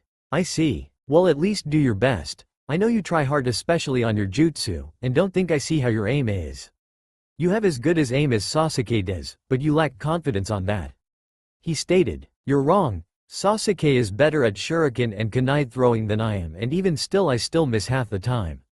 He stated, well, maybe I can explain that. I don't know why your other instructors didn't show you why and called you a failure, but I'm not going to call you that unless you do okay. You know these two kunai, right? He said, holding up Naruto's weird kunai. Examine them closely, he said, tossing them to Naruto, who immediately caught them. Naruto examined them for a moment before setting them down. Notice the nicks in the blades and on the handles? Your aim is so good that you're hitting your target perfectly. Every follow-through after that hits the same target and thus drives your kunai in further. If that weren't it alone, I would say you would use less kunai to hit the target and more for pushing your target when you want them. He stated clearly, you're too good at traps, as well as stealth, that much is evident to your prank. But you should really show your skill truly. Your Kawarami skill is above the rest of the class since you have switched my meals with traps. Don't think I didn't notice. He stated before standing in front of Naruto's desk. However, your prank did piss a lot of people off, so I have to punish you. All I can say is that you're going to have to go and clean up all the props, okay? After that, head home and get some rest. I know you didn't get much sleep last night anyways. He stated clearly. Naruto nodded before quickly tossing an empty scroll over the pile of props. Throwing on his fox-like grin, Iruka could only wonder. This is something I had picked up a few years ago. Since you asked me to show my potential, I think you would enjoy this, Iruka-sensei. Naruto flew through seals before pressing the scroll into the props. In a cloud of smoke the props disappeared, leaving a tied scroll on the floor. Iruka was astonished. By all rights, that sealing shouldn't have been done by a genin, let alone a chunin. It was a low jonin skill used for sealing up camps, or even then used for sealing up proof of catching criminals by hunter nin. Yet here he was astonished by Naruto, who simply made about 400 pounds of props disappear into the scroll. I was taught this to hide all my precious stuff after people ransacked my apartment. Here you go, Iruka. The 12-year-old ninja to be stated before tossing the scroll towards the teacher. Anyways, that's for you to keep. Besides, you looked really cool as a lion. Well, see you later, Iruka-sensei. Naruto chided before rushing home. When he arrived, he gasped seeing a few chunin walking away from his apartment. Growling, he snuck past them and inside to find his house in disarray. Furniture was overturned. His pictures were torn and left scattered throughout the apartment. His walls were filled with spray paint calling him a demon and other things. Even worse was that his weapons were missing, the ones he had received as a gift. He growled heavily, his anger getting to him. He looked around for Kitsu for a moment before finding her hiding underneath his bed and in a corner. His bed was shredded beyond belief, and even more so was every knick-knack that he had broken or tossed about. Throwing his bed to the side in anger, he picked up the scared two-tailed fox before cuddling her. The Kyuubi apparently was asleep inside her, but Maki on the other hand was terrified. It's okay, Mika-ni-chan. I'm sick of this crap. I'm just so sick of people treating me like I'm a goddamn demon. Like I'm worth nothing more than trash. I swear that they are gonna apologize one way or another. With that, he hugged the little fox, trying to comfort it before looking down. The fox was not only hiding, but managed to protect the most precious of his items. His tools, which he had thought were stolen, were peeking out of a floorboard, as well as his jutsu scrolls. Even more so was his notebook and a few items Tsunade had given him. He hugged the little fox even closer before setting her on his shoulder. She was larger now, but not large enough to sit on. Instead, she just curled around his neck, letting her hind legs rest on his right shoulder while her front legs and head rested on his left shoulder. Tonight we are going to do the biggest prank after I beat the crap out of those assholes who did this to our home, believe it. he stated before grabbing his gloves and sliding them on. He filled his pouches with scrolls as well as his kunai and shuriken. They wanted a reason to demean him. He was going to give them one and a few painful lessons while he was at it. Before he could even leave out the door, he watched as the Hokage himself entered. "Old man, what are you doing here? I came upon getting a report of massive chakra fluctuation here. Now I see why. Do you know who did this?" the Hokage asked. In truth, he was irate, pulled away from enjoying a leisurely night of calligraphy which he had enjoyed with all fervor. It was some 4 chunin, all wearing headgear, black hair, brown eyes, judging from how clean their vests were, new chunin. Naruto stated. The Hokage nodded, knowing exactly who they were at the mention of new chunin, the only 4 that had passed during the exams. As much as I hate the fact that my privacy was broken, I'm more pissed that people still do this. Naruto yelled out as he picked up a photo of Jiraiya, Tsunade, Shizune, and him near a waterfall. It used to show them being happy and enjoying the moment, however what really showed now was the words demon whores and demon fag. It was one thing to mock him, but another to do such to his precious friends and family. He sighed for a moment, sitting down on his disheveled couch as tears slipped out of his eyes as he looked at the photo. "This isn't the first time that it's happened before?" Sarutobi asked. He began to wonder just how many times it's happened before, and before he could ask just how many, Naruto tossed him the picture. "At least 20 times in the past 3 years. It gets worse around my birthday, but never like this," he stated. "Old man, I know we are short on ninja and everything, but don't kill those bastards. If anything, I got a better punishment in mind for them, hehe." Naruto smirked. It wasn't his "I'm better than you" smirk commonly known to the Hyuga or Uchiha. It was a smirk of a true prankster. "They hate a fox so much, huh? Then I say we make them a fox." He chuckled before unfurling a scroll. In it popped fox costumes out, that all stated in kanji, "I'm too foxy to be a ninja." After all, what better punishment to bang their pride about a little, hehe. Sarutobi chuckled at the boy's idea and nodded before turning around and ordering the Anbu to catch the 4. The crowd was aghast as 4 ninja who had recently earned their respected rank of chunin walked through the village, each held by a leash around their necks by Anbu. Their outfits were bright orange and made to look like foxes. Whiskers were drawn on their cheeks and the kanji was in bright blue. To the 4 chunin it was humiliating. A fate worse than death, as the crowd began to toss fruit at the 4 and at the Anbu. They then realized just how horrible it felt. It was so big a blow to the pride that they just hung their heads down in shame as the Anbu turned towards the crowd. These 4 chunin are hereby demoted to genin by orders of the Hokage for breaking and entering of a fellow citizen of Konoha. They have in turn done great harm to the whole of the community by doing such, and thus that is one reason why they are stripped of their rank and hereby on probation for 3 years before they can once again obtain the rank of chunin should the council or the Hokage deem it. The outfits, however, were a punishment sent on them by the victim of the crime, and thusly they are not allowed to take it off for a week. The Anbu yelled out over the crowd. This is the punishment that is called forth by anyone who attempts to do such again, as dictated by the Hokage. With that he led the fox parade throughout all of Konoha before returning them each to their own homes, ensuring that none of them would dare to do such again.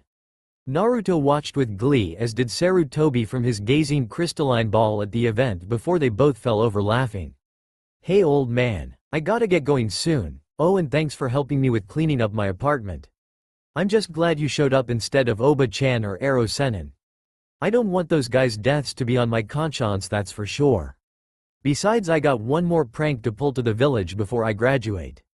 Just don't be surprised if it's so big that you get angry," he stated. Sarutobi chuckled at the boy. Indeed, it was common for Naruto to inform Hokage of village-wide pranks, especially when trying to plan them out.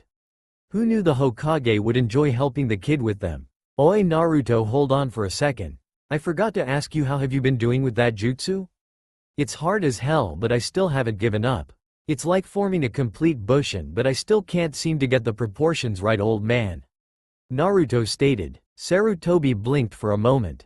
Naruto was supposed to be a genius, but even then, without learning its primary beginning skill, the boy was already progressing faster than ever.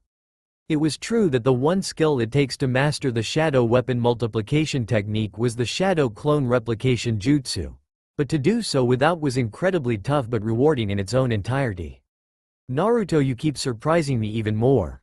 Sarutobi stated as he chuckled to himself. Besides, if he does get caught, which happens only when Iruka catches him, he ends up cleaning up the harmless pranks anyways. Even then, old man, I can't seem to make a bunchin either. All of them turn out like a massive blob or don't appear no matter how hard I concentrate or how much chakra I use. I just hope it isn't like the last 3 tests. The Fox Keeper stated. You will do fine, Naruto, just believe in yourself and do your best. Well, I'm afraid that you must go home. Don't worry, I'm quite sure that lesson taught the villagers to leave your stuff alone. If it doesn't, well, I'm quite sure we will have plenty of costumes for them to wear, don't we? He chuckled before picking up his pipe, filling it with his favorite flavored tobacco and lighting it. Naruto nodded before waving as he exited the office. To be young and no longer in charge of a village. I would rather be glad to not have to do this insane amount of paperwork. He stated before turning around and looking at the unending pile of work before him. Sighing, he went back to the task at hand. Naruto ran happily for his life. He knew that if the Anbu and Chunin who were chasing after him caught him, he would be put into a world of hurt. However, to him it was another bright and beautiful day in Konoha. Everything was peaceful and tranquil. Every villager that didn't know him hated and despised him. The Hokage mountains were painted with graffiti. To Naruto it was all as it should be, yet now he was running for his life, though to him it was training. His chakra weights were on, and thus making him slow enough to be just a little bit beyond their grasp. You little brat, get back here. They yelled out as he pulled ahead. What, I think they needed some color. Besides, you can't catch the future Hokage. What kinda Hokage gets caught by Anbu and Chunin? He yelled out as he turned a corner. Removing a large canvas from his utility pouch, he held it up, swiftly weaving chakra into it, causing him to blend in with the fence as those who gave chase continued to run past him. He turned his head up towards the monument, smiling warmly at his work. Each of the Hokage had different designs. Some had swirls on their cheeks, others looked like they were crying. Even the Sandame's face looked like he had a nosebleed, as well as pervert written on his forehead. The fourth was also painted with surpassed by Uzumaki Naruto. Yet the ones that had the most paint were the first 2 Hokage. To Naruto it was a work of art, and a testament to his skill. He smiled before releasing the D-guise and folding it up to put it back into his pouch. Too easy. Oh really? A voice came from behind Naruto.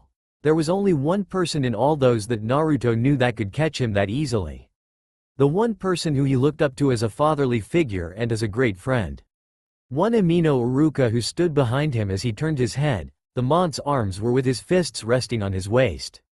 His head swelled with anger as he began to yell at Naruto, enraged that the boy defaced the vigilant reminder of Konoha's past to its people. His scar on his face being proof of what he was and what he was meant to be, a ninja. Oi, Iruka-sensei, let me go. Aren't you supposed to be teaching right now? Naruto chided out as he was hog-tied and thrown over Iruka's shoulder like a sack of potatoes. Naruto tried to wriggle free, but even then it was no use when Iruka caught you. Yeah, and you're supposed to be in class too, idiot.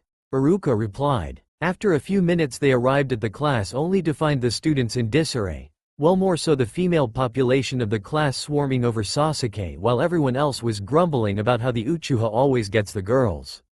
Shikamaru was busy looking out the window up at the clouds. Choji was eating once again. Kiba and Akamaru were laughing at Sasuke.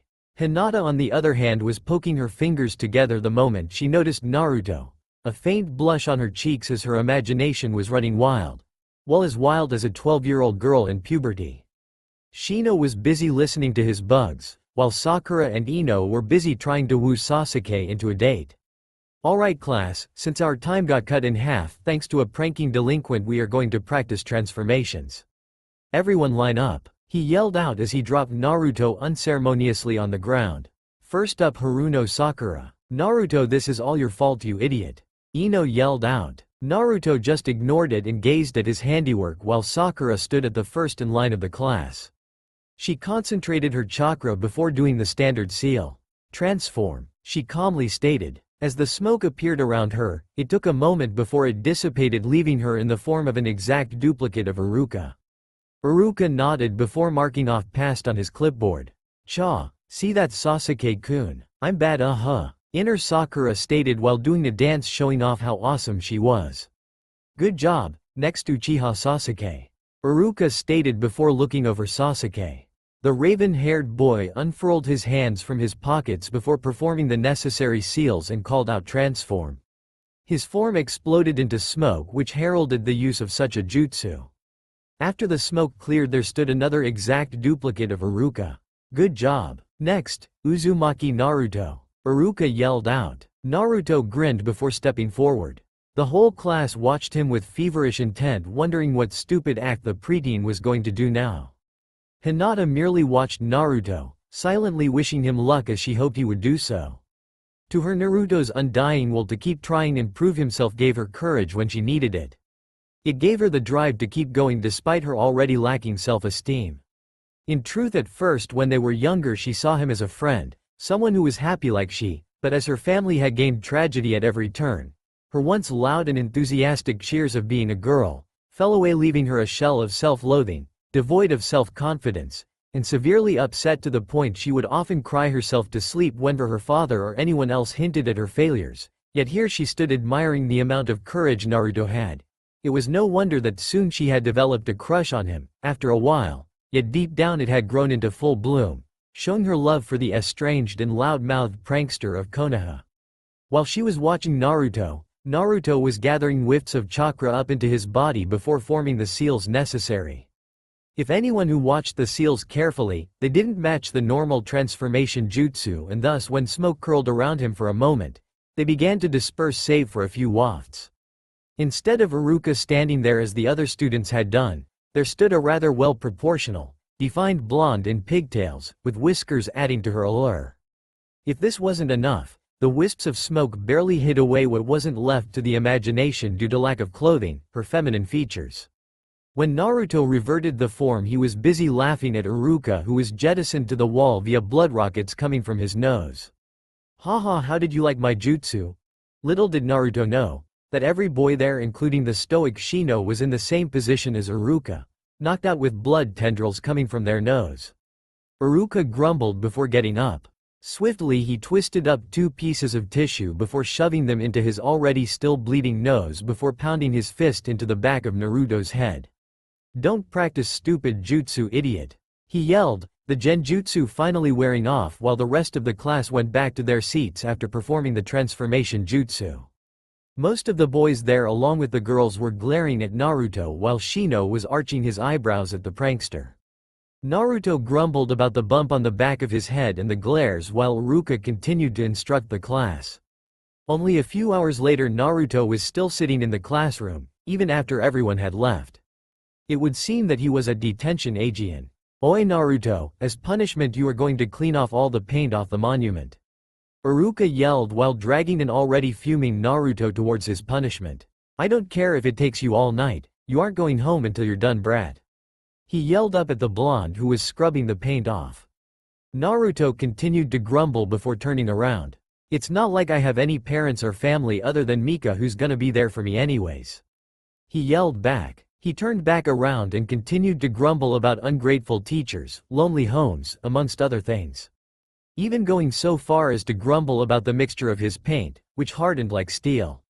Iruka on the other hand just stared flabbergasted at Naruto, a look of guilt showing deeply upon his face as he realized what he had said. It was true, Naruto was an orphan and for a good half of his life didn't have anyone save the legendary pervert, medic, and her apprentice for him. Even then it was a harsh life, going from town to town.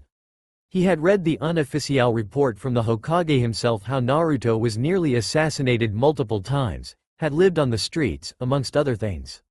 That was what broke him out of his hatred for the boy and see him in a new light.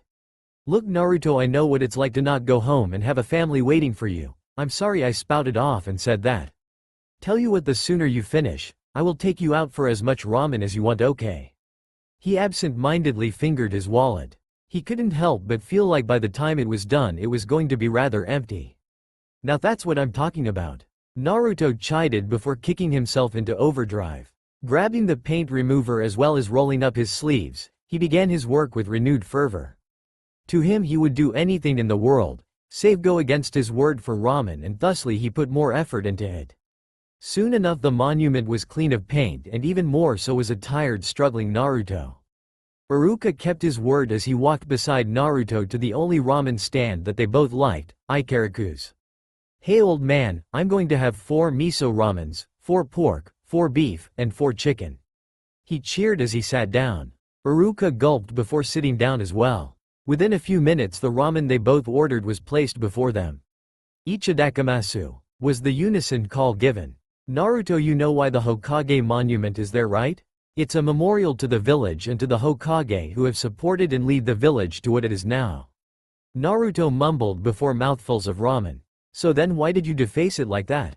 Iruka asked. He was rather curious as to why a student who wanted to be Hokage would do such a thing. "Because I want to be better than the Hokage, to be the best there is so I can be acknowledged and not be disrespected anymore. I want to be Hokage because everyone looks up to them," he whispered before taking in another mouthful of ramen. He then looked over at Iruka before smiling. "Iruka-sensei, can I ask you a favor? If it's about the ramen I'm already treating you, if not then what is it? Can I try out your forehead protector please?" Naruto asked, giving the biggest set of puppy dog eyes ever seen. Iruka shook his head, ignoring the look before turning towards his own ramen. "I can't let you do that because you're not a ninja yet. That's why you have to do your best tomorrow and pass the test," Iruka stated before ruffling the pouting and sulking blonde's head.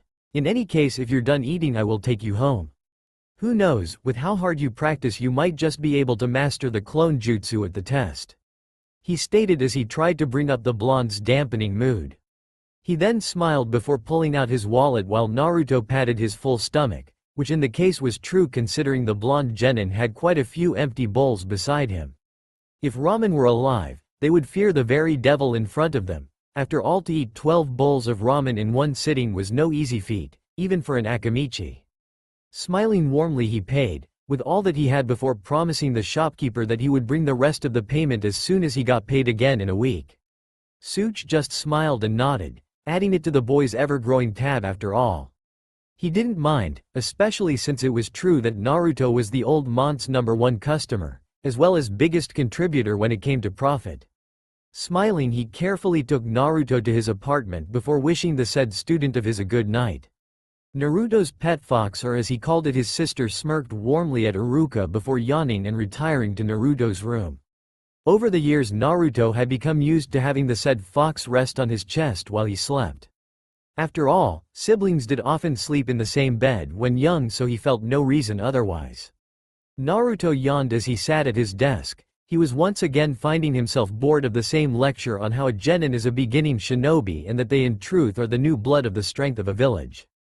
That each genin would eventually become ranked higher for their strength and accomplishments, even a few going on to become legendary as Sannin or better still, as a Kage. He had heard this lecture 3 times before and inside his mind had gone over it each time the day was brought up.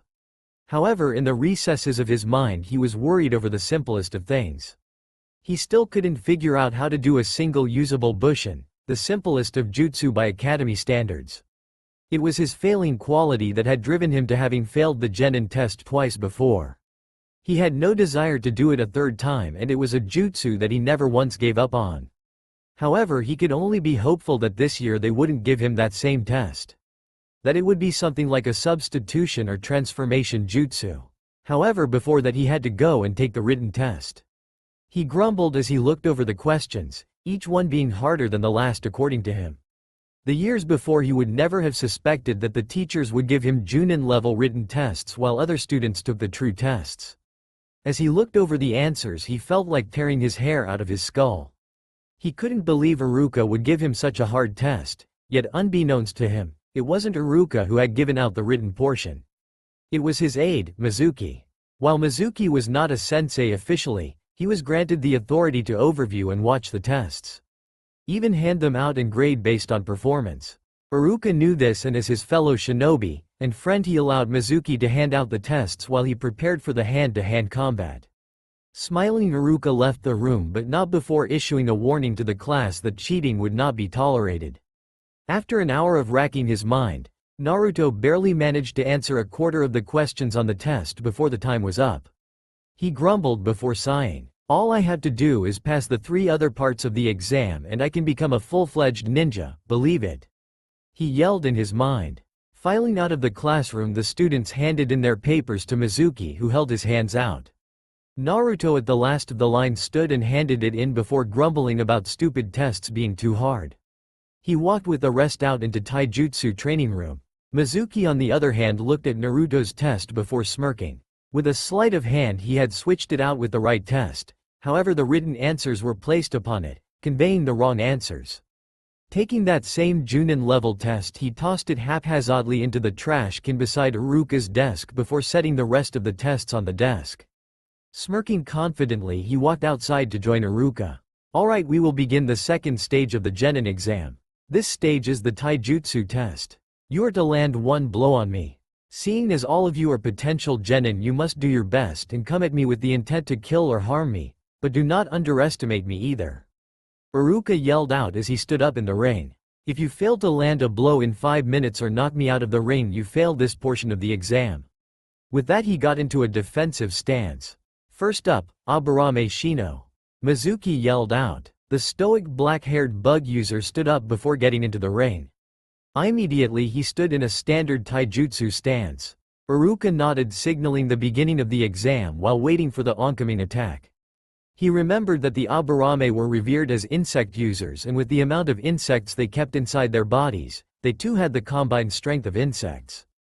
After all, if you had millions of ants who could lift 10 times their own weight inside you, imagine if those millions of ants converged and sent out the same amount of force in a punch. He also remembered what happened when Shibi, Shino's father, participated in the exam. The current head of the Aburame clan had easily knocked his Chunin examiner not only out of the ring, but out of the school as well. Iruka held up a hand for a moment before ushering a word of caution. Bear in mind that all it takes is a single blow, be it a glancing or otherwise you pass. He stated clearly, yet his intent was effectively sent. Go easy on me, I don't want to end up in the hospital. Shino, who had studied insects, had picked up the underlying message in Iruka's words before rushing at the Chunin. Taijutsu between them was an artful dance of legs, fists, knees and elbows. After 2 minutes Shino had found his opening and swiftly struck Iruka in the side with a backhand. It was not enough to send the Chunin out of the school, but enough to effectively send the Chunin sprawling out of the ring. With that, Shino got out of his stance, bowed before heading back to classroom.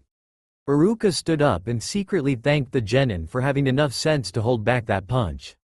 With that he stood back up in the ring awaiting the next person. Next up, Choji Akamichi. The blue-haired Chunin examiner stated. Choji finished off his chips before smirking and getting into the ring. He bowed to Iruka, who in turn did the same before getting into the standard taijutsu stance. However, Choji had a large smile upon his face. Multi-size, both-arm taijutsu. With that, Choji led his arms straight forward before they swelled up with chakra. Within moments, arms as big as boulders were in the arena stood in front of him. Choji continued to smile before swiftly pushing Iruka out of the ring. He smiled, releasing the enhancement before pulling out another bag of chips from his pocket. Well, you did get me out of the ring, so you pass. Iruka stated before rubbing the back of his head. He should have learned beforehand that with an Akamichi in territory, you don't want to be in that area. Swiftly he got himself back into position. Sakura Haruno, you're up, was announced. The said Kunoichi nodded before standing up. Her red dress fluttered with her steps as he emerald eyes looked at her teacher warily. Her bright pink hair bounced with every step as she stood in the ring. Sakura knew taijutsu wasn't her best field of study, seeing as she was extremely smart, resourceful, and very familiar with genjutsu. Taijutsu, on the other hand, just never stick with her all too well. That was apparent when her match started.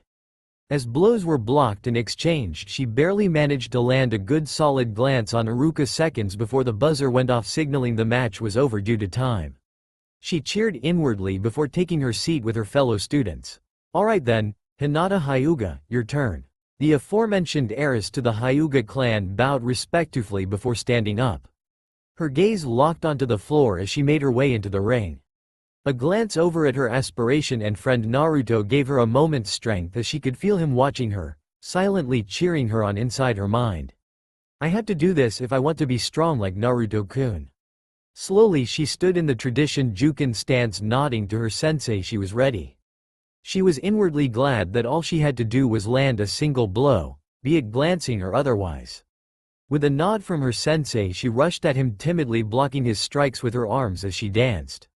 Unbeknownst to her, Naruto watched in awe, admiring her grace and form. Even though she was timidly doing anything to him, it was like watching fluid motion of water throughout the world.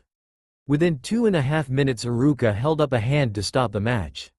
He shook his shoulder and wrist, noting how painful they felt. He then conceded to her, stating that she had won based on the fact that if she used her style to its fullness with chakra, she could have easily killed him. While it was true that a Hyuga could easily use their style to debilitate and kill, she held back, considering that even a glancing blow on the shoulder could kill a person if enough chakra were forced downwardly. Hinata, you won that match because of your abilities as a Hyuga. Even without using chakra, you disabled my arm, so do your best for the remainder of the exam, okay? Everyone, let's take a 15-minute break, Iruka stated before wincing and rubbing feeling back into his right arm. He couldn't help but feel pride in his students thus far. After all, he did feel that they would be the future leaders of Konoha and that he was the one to help nurture their abilities. After the 15 minutes, he managed to have his arm restored to its previous state before setting himself a reminder to inform Hiyashi that his daughter did excellent on the exam. Though it was true Hinata didn't beat her cousin's time the year before, but then her cousin had managed to debilitate him within seconds, would be hard for anyone to beat, but also used chakra to do so. He once again found himself in the ring again, waiting for the next student. It didn't take long for a certain beast user to step into the ring, knowing all too well that this match would be swift. Inuzuka were prided on their speed and fierceness. Nodding, he barely had a few seconds before being forced out of the ring, via an elbow to his sternum which sent him tumbling back. Kiba smirked before cheering for himself as he found his way to his seat with his dog Akamaru waiting there. Rubbing his chest for a moment, Iruka went back to the ring before smiling. Last time he had such a blow done to him, it was by a person who was considered dead last year. A person known as Rock Lee. With that, he continued on through the rest of the students before the last three stood waiting. Next up, Naruto Uzumaki. Iruka nodded before standing at the ready position. Naruto grinned his normal fox grin. Iruka-sensei, I'm going to take your advice and show you and the rest of the class why I should be Hokage. With that, Naruto grinned before getting down into a low stance. I'm going to be Hokage, believe it. With that, Naruto waited until the signal was given before rushing in. Iruka's eyes widened before he found himself spinning backwards, having found the back of Naruto's knuckles driving themselves into Iruka's neck, sending the Chunin examiner sprawling onto the floor. Naruto stood up, rubbing the back of his head with his right hand while extending his left hand down to the dazed Chunin. Naruto, what the hell was that? Iruka stammered out, amazed at how fast and precise the blow was. Naruto helped him up before whispering into Iruka's ear the answer. That is a style I mastered before I started the academy, but was told not to use. Uzumaki Fox Kenpo. He grinned before walking back to his seat, leaving behind his students blinking, including a rather interested Uchiha who wondered what happened. Iruka grinned sheepishly before looking at the timer. The dobi of the class had successfully not only landed a blow to the Chunin but also did so, breaking the record that was held by the previous rookie of the year. One Hyuga Neji by a second. Oi, what are you all looking at? I said I was going to do my best, so I did. A Hokage has to be strong, ya know. Iruka smiled inwardly, nodding before rubbing his sore neck. He knew he would be feeling this one later on, but was glad that all examiners were checked out by medics after the exams were over, since it was fairly common for them to get injured. With that, he found himself facing off the best student in his class. One who excelled in all the categories. One Uchiha Sasuke. Ready when you are, Sasuke. Iruka stated. Sasuke nodded with a smirk as he got into the infamous Uchiha interrupter stance. The timer was started and before long the student and teacher were trading blows. However, within a minute that same Uchiha walked out of the circle, leaving a confused class. That was until Iruka held his ribs, nodding. As expected of a student of your caliber. Though you only needed one blow, not three. The teacher chided while Sasuke shrugged. If you leave yourself open for more than one blow, why should a ninja not take it? Was the reply that came from Sasuke as he shoved his hands into his pockets and leaned against a nearby pillar. Iruka shook his head, having bearing the bluntness of arrogance that the Uchiha were known for. He stood up, exhaling sharply as he set his ribs back in place naturally before finding himself standing in front of his last student. Yamanaka Ino. She wore a big grin on her face as she stood in the standard stance of Taijutsu taught by the academy. Her platinum blonde hair shimmering in the sunlight as her sky-blue eyes watched her teacher. Smirking to herself, she waited to hear the clock start before rushing her teacher. Like her rival, she fought with all her strength, willing to prove to her crush that she would win Sasuke. She was an arrogant and vain girl. One who prided herself on beauty. However, a rose does have its thorns, as they say, and it proved true when she landed a dirty blow, one that had most of the men in the class cringing in sympathetic pain while Iruka yelped, crouching forward. As the guys there yelled, she smirked before yelling back, "You guys leave yourselves open there. Far be it for a pretty girl to capitalize on hitting you where it hurts." She viciously yelled back. Iruka took his time before standing, nursing his groin from the blow. He grumbled before admitting that she did have a point, as ninja were often to use every trick they knew to get their opponent. She smirked before walking up to her rival and gloating about her faster time in beating her opponent. This of course led to name-calling before coming to blows, as their most hated names were often used. Before long, both Mizuki and Iruka, who had gotten over his injury, stepped in and pulled the two brawling kunoichi away from each other. With that being done, the teachers smiled before having wooden practice dummies brought in. Each had their vital points marked in red Konoha leaves. Mizuki in turn handed out the kunai and shuriken sets, 4 each for all of the students, leaving the 8 vital points: the spleen, heart, lungs, kidneys, liver, neck, and brain as their targets. To be sure of each, they had the students form a firing line, yet have their targets far enough that no interference from their throws would happen. As thus each student began to throw. Whereas some students weren't rather accurate, they did manage to hit the leaves, signaling that the point was scored as a bad wound. The most impressive, however, were from Sasuke, as his targets were cleanly hit, each in the bullseye in the center of the leaves with the appropriate depth to signify that it was a very clean kill. Hinata, through the use of her own special bloodline trait, also struck each with honed accuracy, yet not quite as deep duetto the lack of physical strength. Naruto, on the other hand, his showed special attention, as he had clearly not only went into the target but left deep gashes spiraling out from the leaves as his kunai and shuriken went handle deep, or fully blade deep within the wood.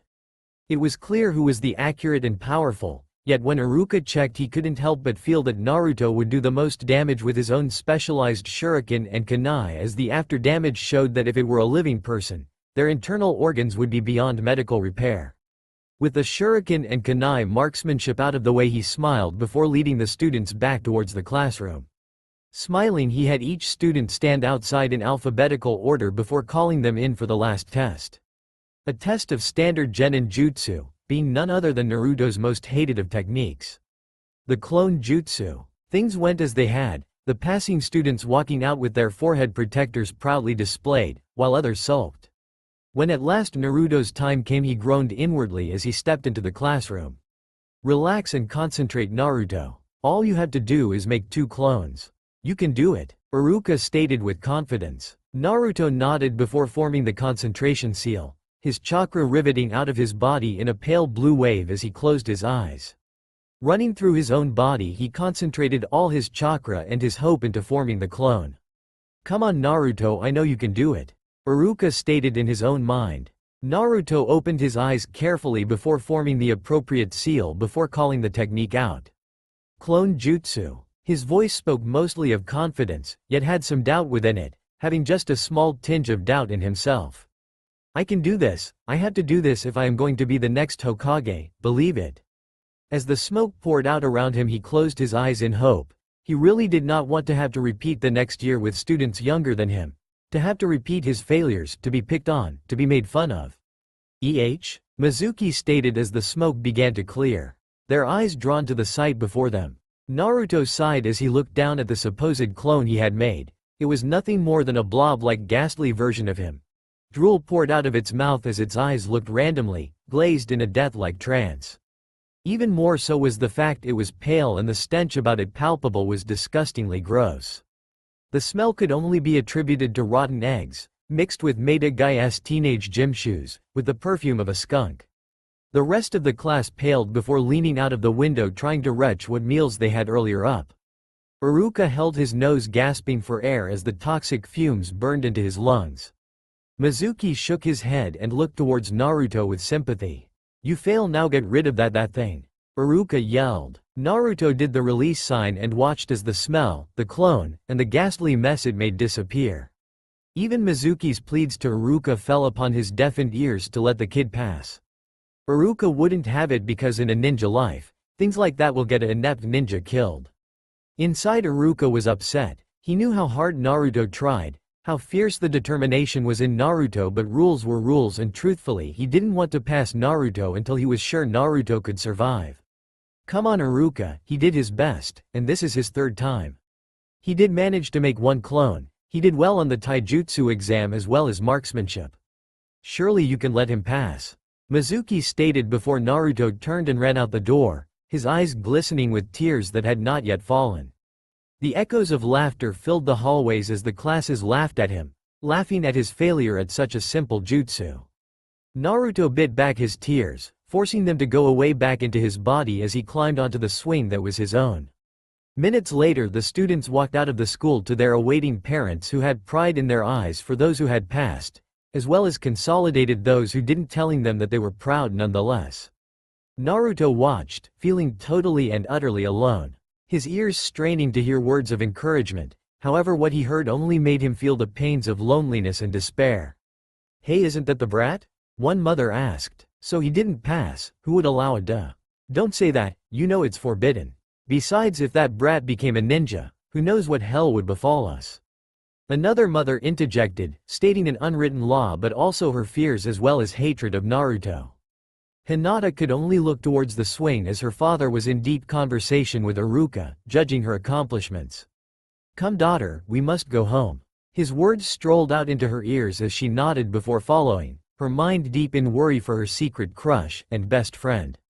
Naruto looked on before listening to a rustle of leaves above him. It took me some doing, but there is a way that you can still pass. Iruka agreed to it, seeing as you did so well on the marksmanship and taijutsu portion of the test. He's just angry at you for all those pranks you pulled. I will tell you about it away from here, okay? Mizuki stated with a compassionate face.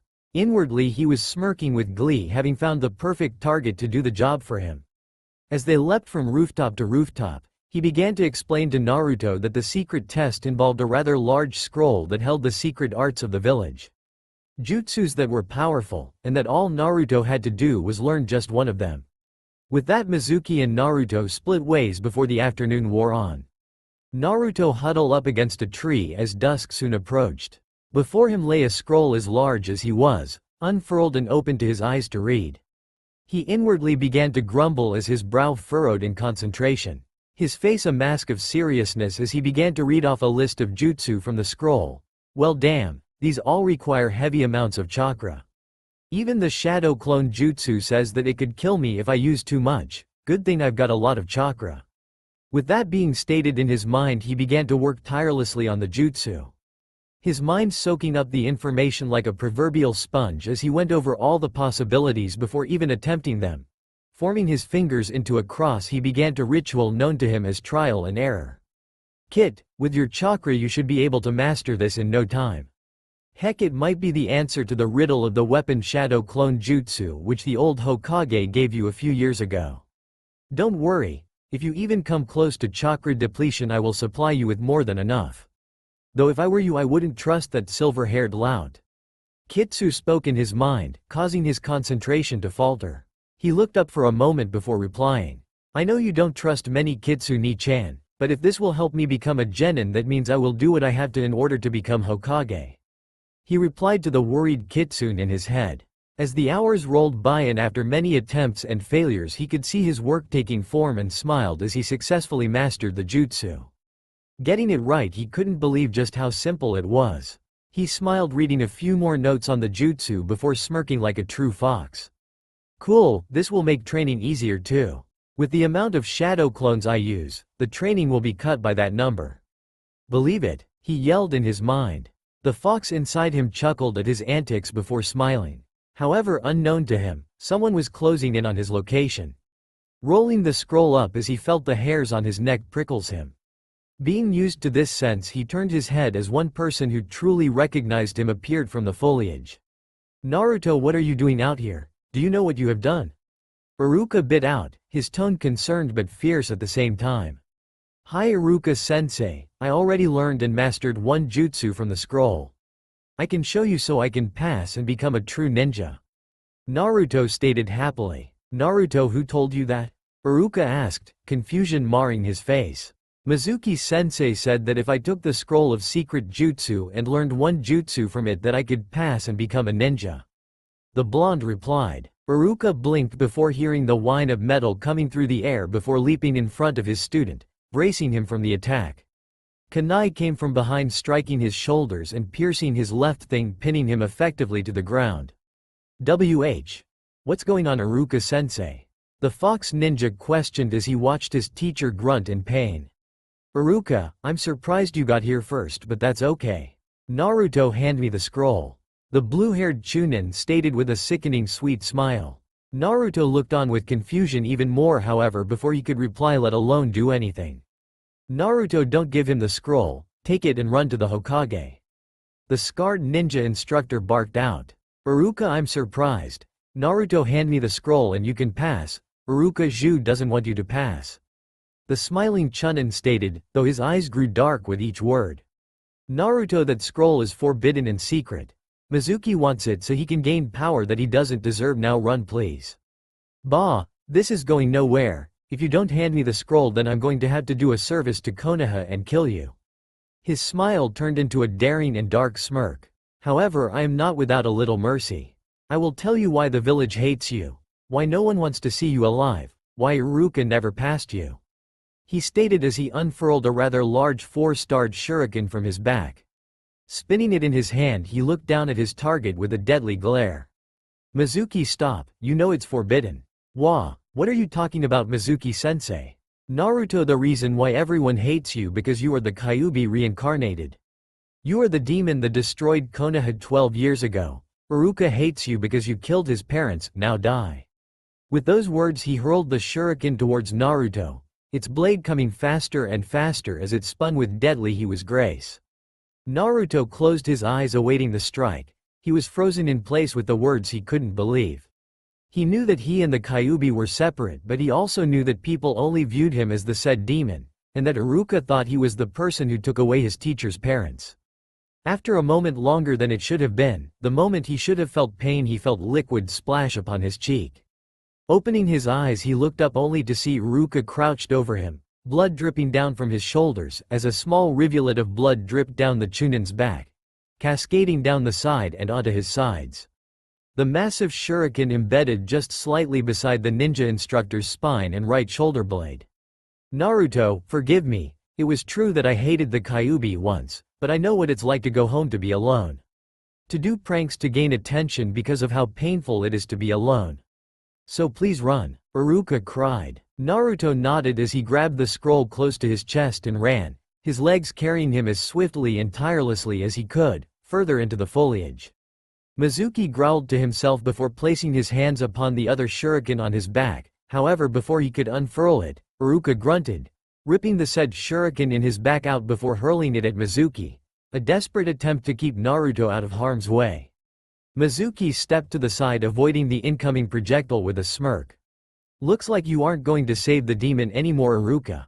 I will come back and finish you off after I take care of him.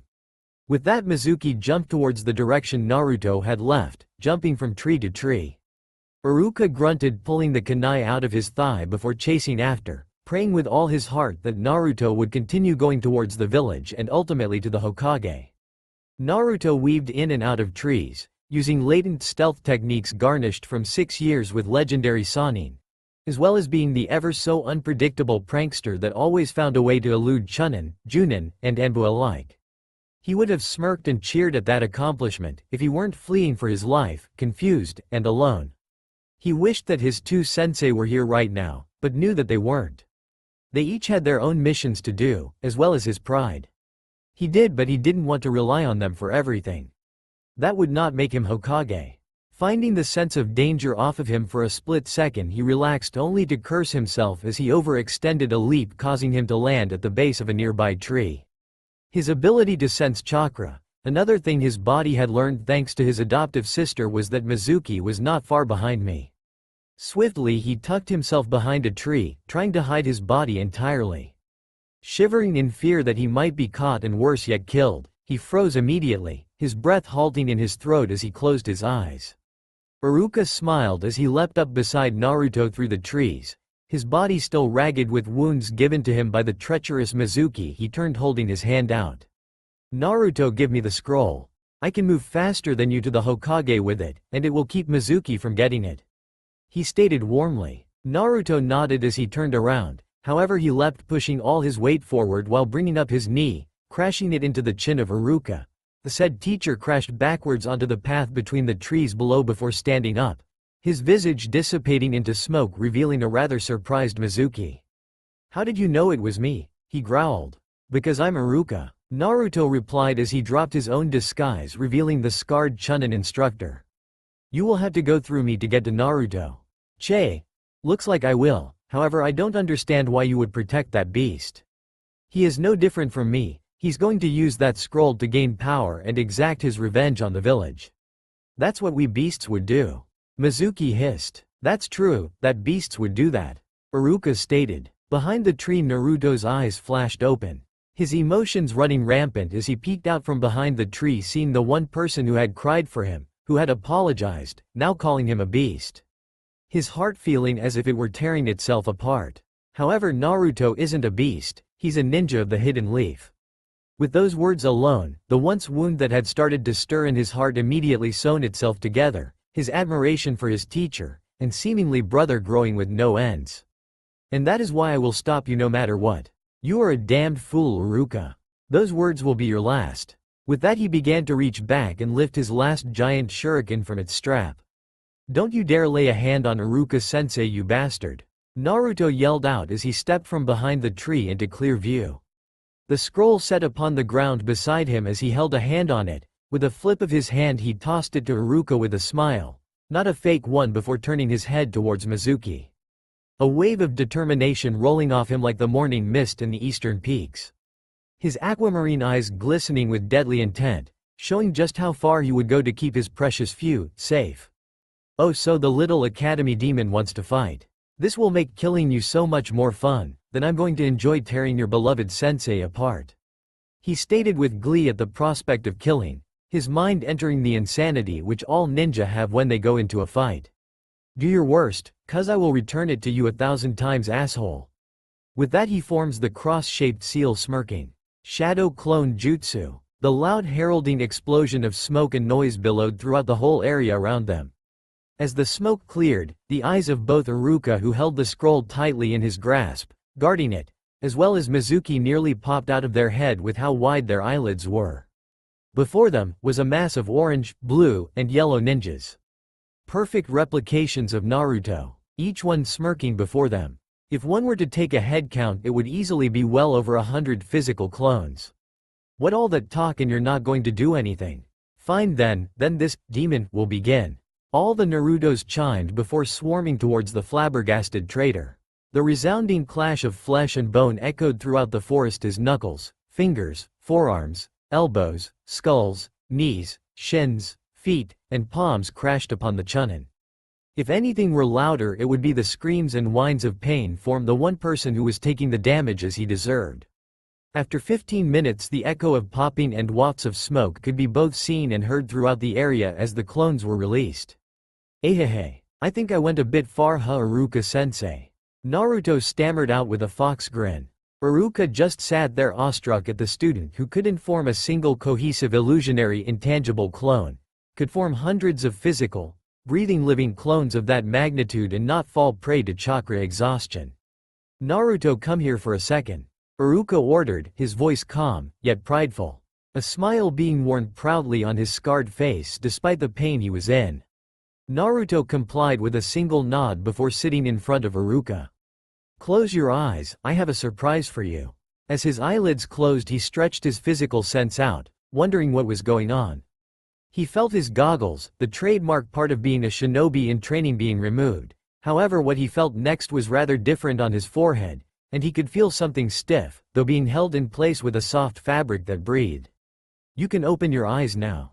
The first thing Naruto did when his gaze focused was see the goggles in his mentor's hands.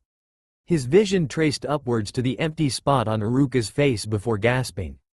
Tentatively he reached up, feeling the shinobi forehead protector, a symbol of being an adult in the shinobi world, on his forehead. "Congratulations Naruto, you pass."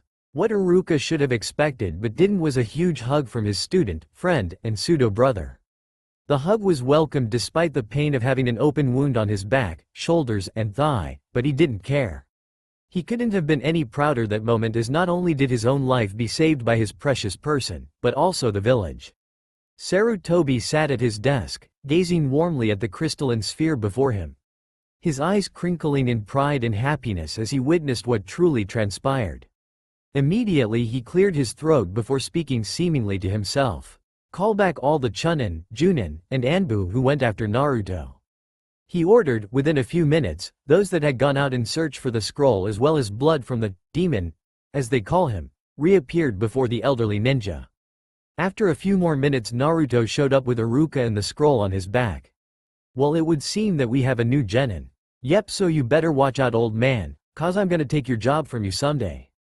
"Oh, and that bastard Mizuki is over there. I kinda had to beat some sense into him when he tried to kill Iruka-sensei and attacked me," Naruto stated before handing the scroll back.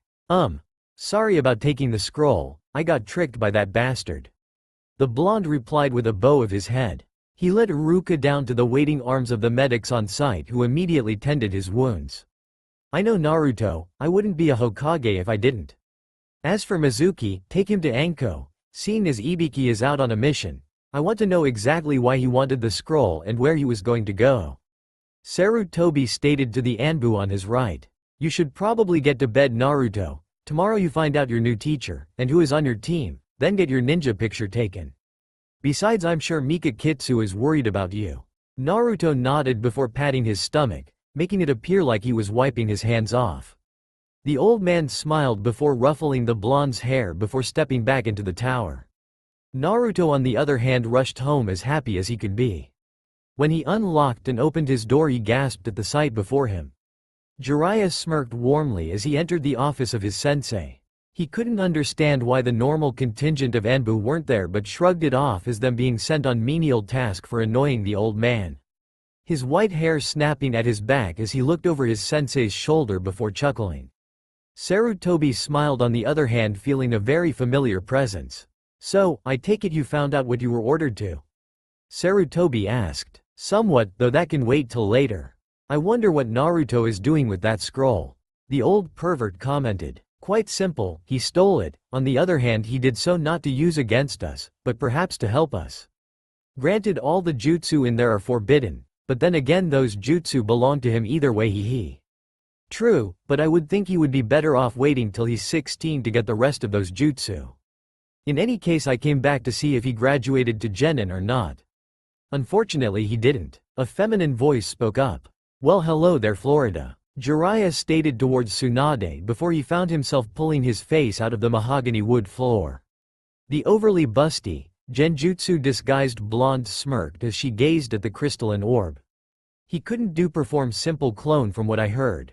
Apparently that technique won't ever be done by him, he has too much chakra. Even worse is the fact that his control dropped heavily. I wonder why?" Tsunade stated as she held out his academy record. "That would be due to Kitsu. She's been steadily increasing his chakra reserves. Case in point why he can do the shadow clone jutsu.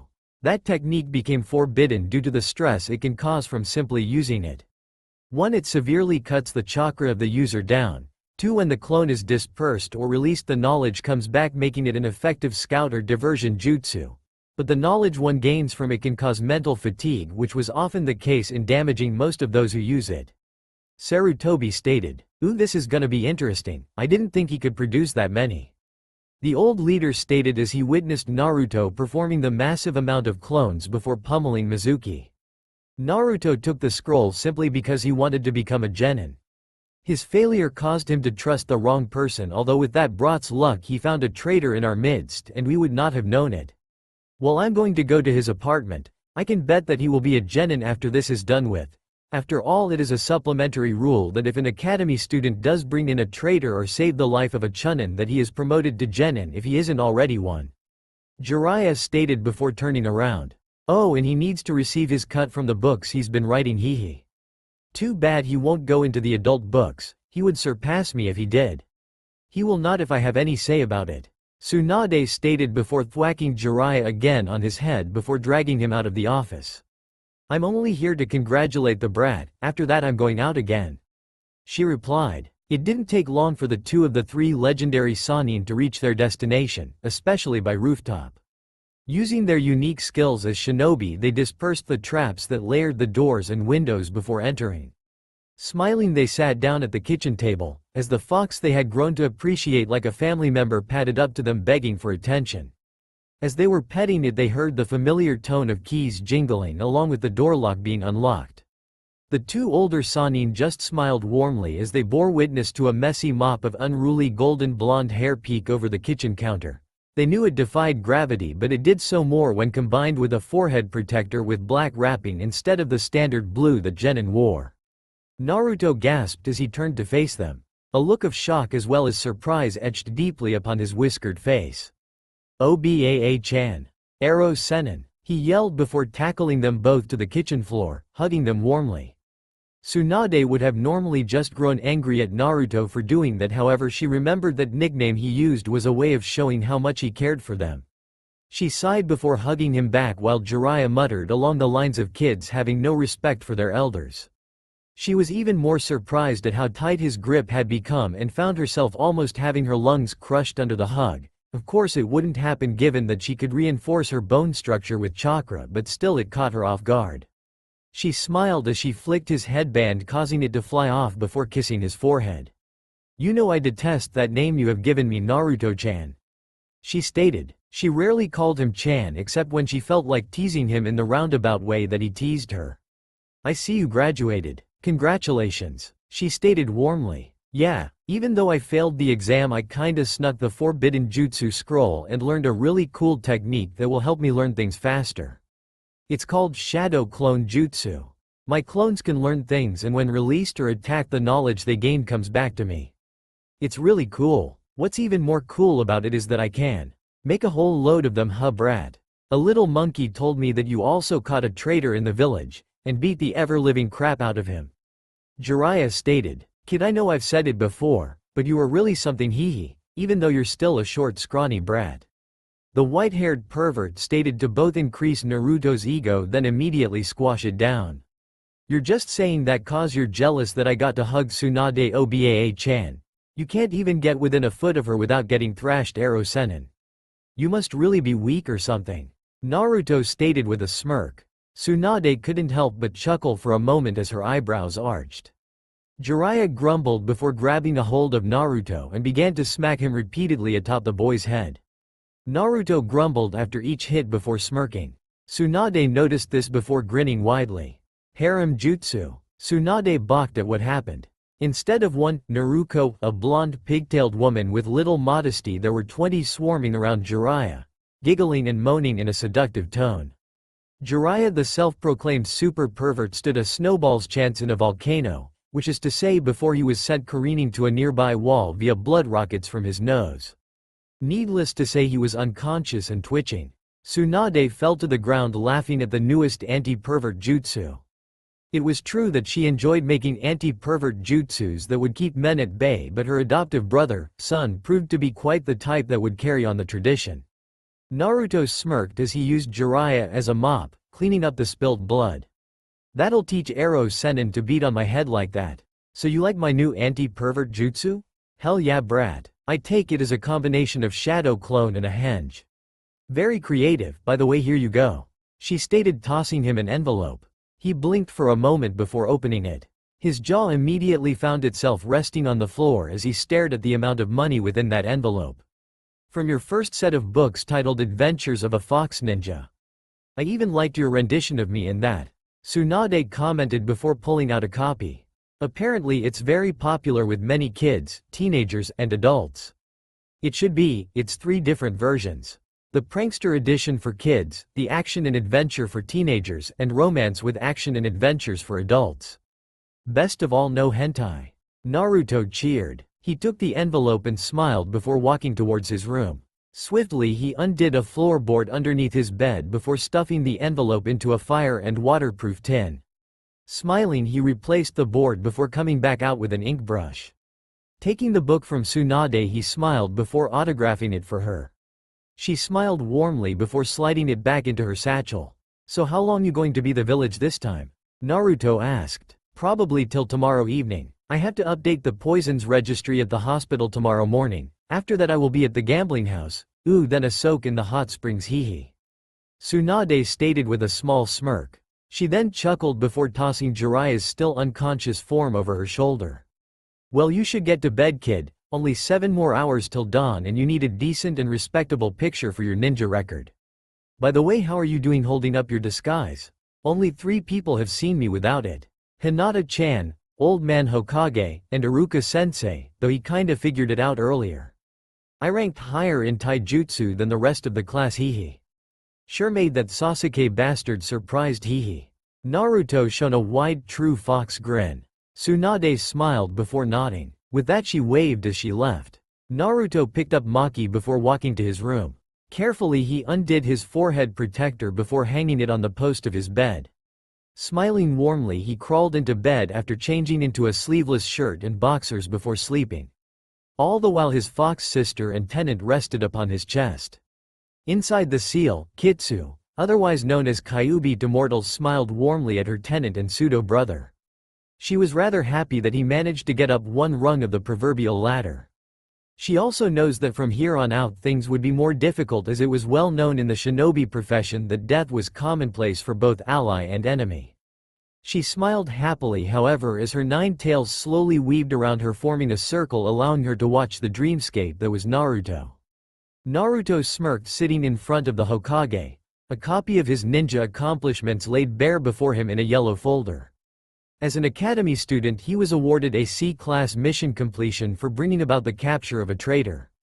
Another C-class congratulatory rank for returning a prized artifact of the village, the Forbidden Scroll of Jutsu, as well as a B-grade class for successfully infiltrating the Hokage Tower to take the same said scroll.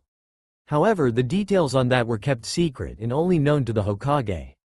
Even more so to keep it hidden from other villages.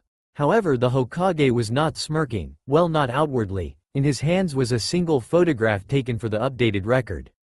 Apparently Naruto had put on red and white makeup as well as had it look ridiculous. Inwardly the Hokage was laughing as if it were going out of style. "Well, I figured that I should do something creative, kinda like art, so I chose myself as both the subject and the medium, hehe." Naruto cackled out. He was rather pleased with his artistic rendition.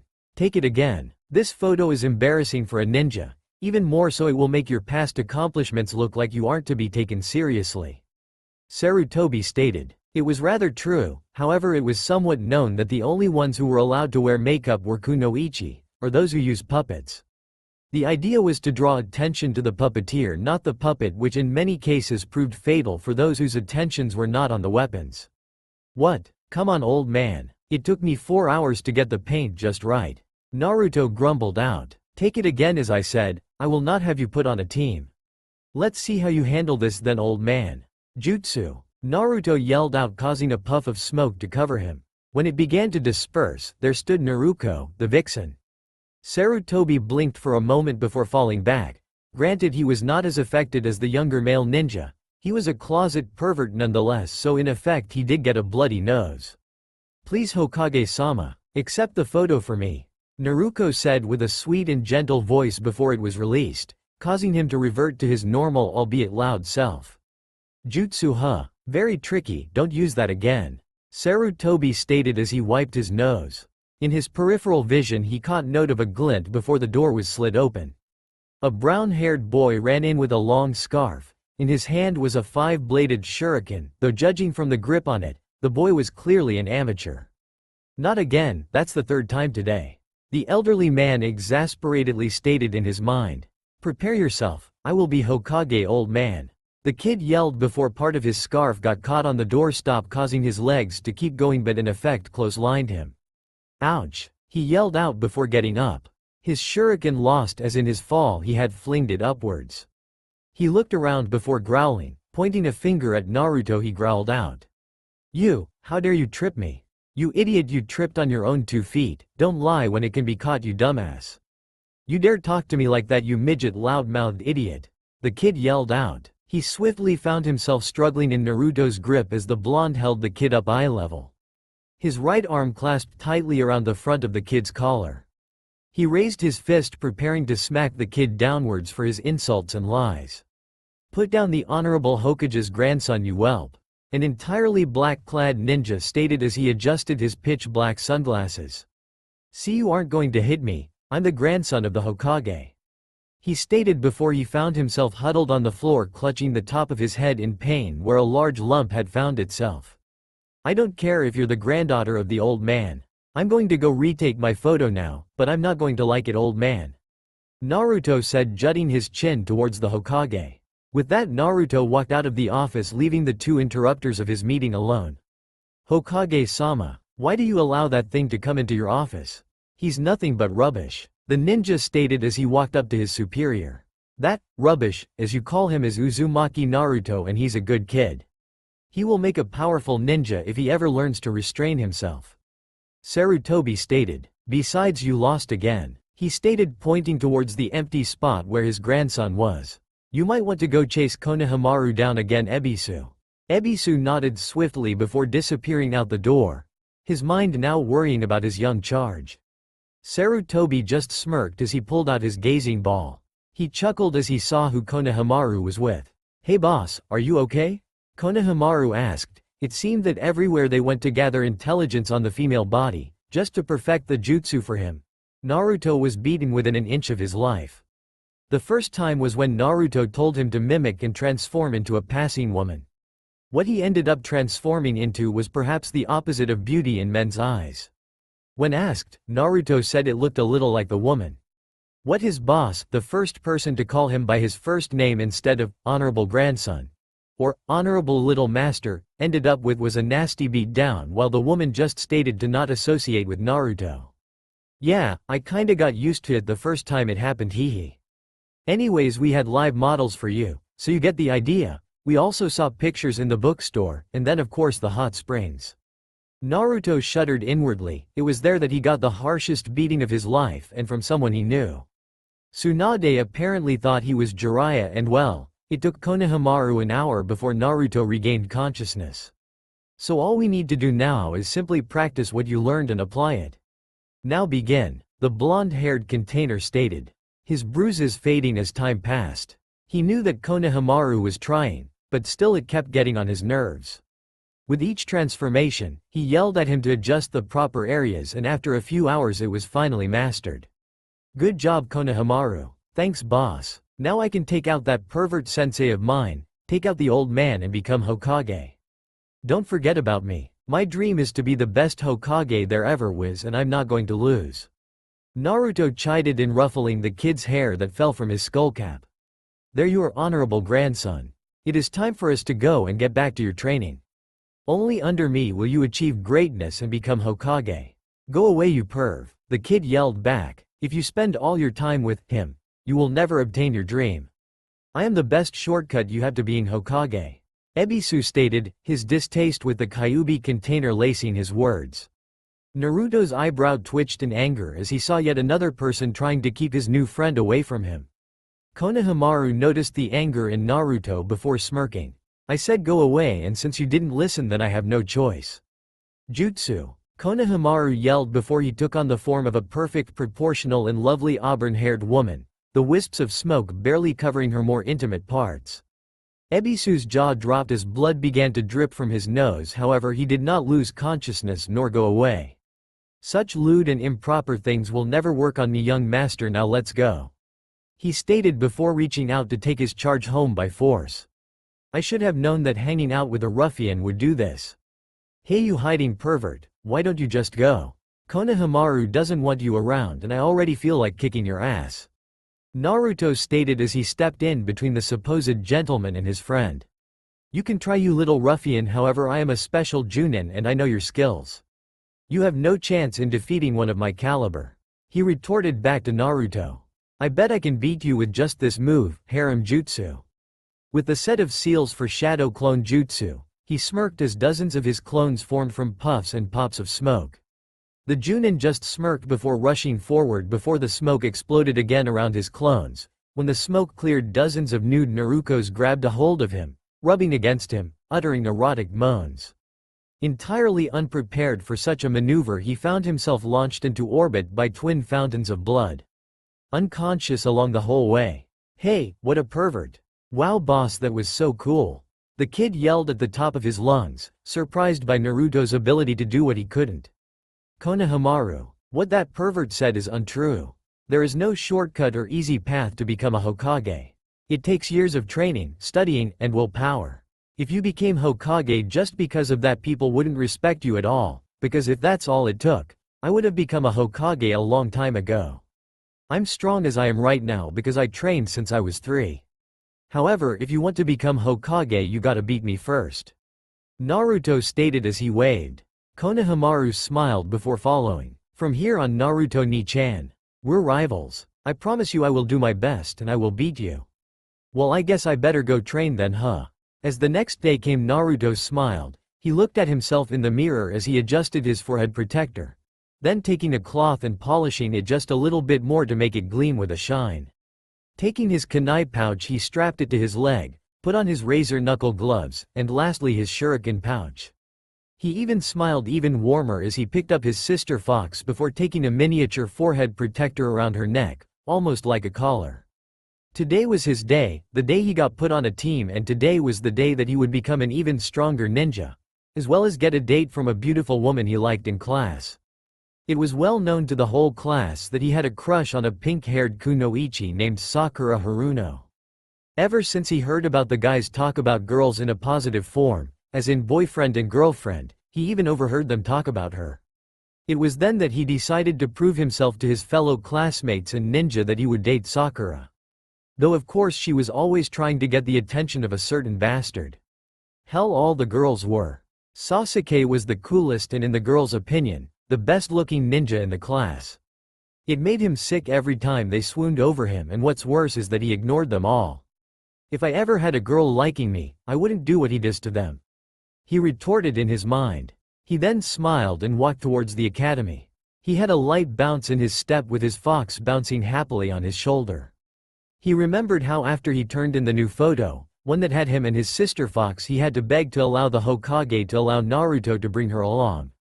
He didn't like how the old man stated that if she did so, she would be considered one of his tools. Of course Naruto knew that some ninja use animals as tools, but he wouldn't use his sister like that. He wanted her with him because she was his companion, his friend, and his confidant. He caught quite a few glares shoved towards him and his sister, but he blew them off. He knew why they did and he didn't care because they didn't know him. They even tried to throw a few stones at his fox, but being a ninja, he was rather quick to bat them away from his sister. He didn't ever want a repeat of what happened 4.5 years ago to happen again. Upon entering the class, he found himself smiling a wide fox grin. Hey moron, what are you doing here? Only those who passed get to be here, and what's up with the stuffed animal? Shikamaru stated, looking bored as usual. Naruto flicked his thumb towards his forehead protector. I should have foreseen that someone lazy like you wouldn't pay attention to your surroundings. I have more forehead protector because I passed you, dumbass. And Mika ni-chan isn't a stuffed animal. She's a real fox. Isn't that right, Mika ni-chan? He retorted as his fox lifted her head up and smiled warmly in her own vixen way. Shikamaru just shrugged and muttered his usual, troublesome, before going back to his desk near the window. Naruto just smiled as he went and sat beside his only friend his own age. He remembered her when they were little, both enjoying each other's company for a week. Even though during his 6-year abscesses she drastically changed, but he never did forget about her. Hinata Hyuga was her name. She was once an outgoing, laughing, and fun-loving girl, though now she was shy, quiet, and weird to Naruto. Every time he got close she seemed to turn red, and if he touched her or got too close she would pass out. That is what he found weird. He only marked it as she's probably got a cold, or is really tired from the training she received. Hinata, on the other hand, blushed and fainted in proximity of Naruto. Because of the lack of feelings in her home, the harshness of her father's and clan's training as well as the daily berating on how weak she was, it was no wonder she didn't curl up into a ball. She honestly loved Naruto with all her heart. She was his friend first, then as he wrote her, she started thinking more about Naruto until it turned into a crush. Then when he returned after a long absence she was so happy that he was back and still the same in many aspects yet stronger. She saw his strength before, his determination, and his dream. She wanted to have the same resolve, the same courage and strength so she wouldn't cry. Eventually those feelings turned into full-blown love for the blonde idiot. She knew Naruto was naive, but she liked that in him. What she loved even more about him was that every time he was around her, he would try to cheer her up and make her happy. "Hey Hinata," he stated with a wave. He kept his distance knowing that if he got too close she would faint and he did want to have a conversation with her, even though they were usually small. Hi N. Naruto-kun. She returned, surprised he was talking to her first. Normally he would ask Sakura on a date but today he was talking to her first. She blushed a heavy set of crimson before looking down fidgeting with her fingers. "See, congratulations on page passing," she nearly whispered. Naruto strained to hear her but he did and closed his eyes with a very deep smile. He leaned over and hugged her reflexively, in which she could only open her eyes wider before they rolled back into her head. With that she passed out with a rather large smile on her face. Naruto sighed before leaning her forward onto her desk, ensuring she wouldn't fall to the floor or hurt herself. He inwardly smacked himself for doing that yet again. Every time he kept wondering why it was she passed out around him yet he himself couldn't figure it out. It made no real sense to him so he just marked it as weird. He hoped that one day she would explain to him why she keeps fainting around him or turning red. His thoughts were interrupted when the doorway slammed open. He smiled at the person of his affections was quickly seen, her pink hair flowing like water. He then blinked before seeing his love interest's rival, the third loudest person in the class, he being the first, Kiba Inuzuka being the second, pushed against Sakura fighting to claim a seat beside their own crushes.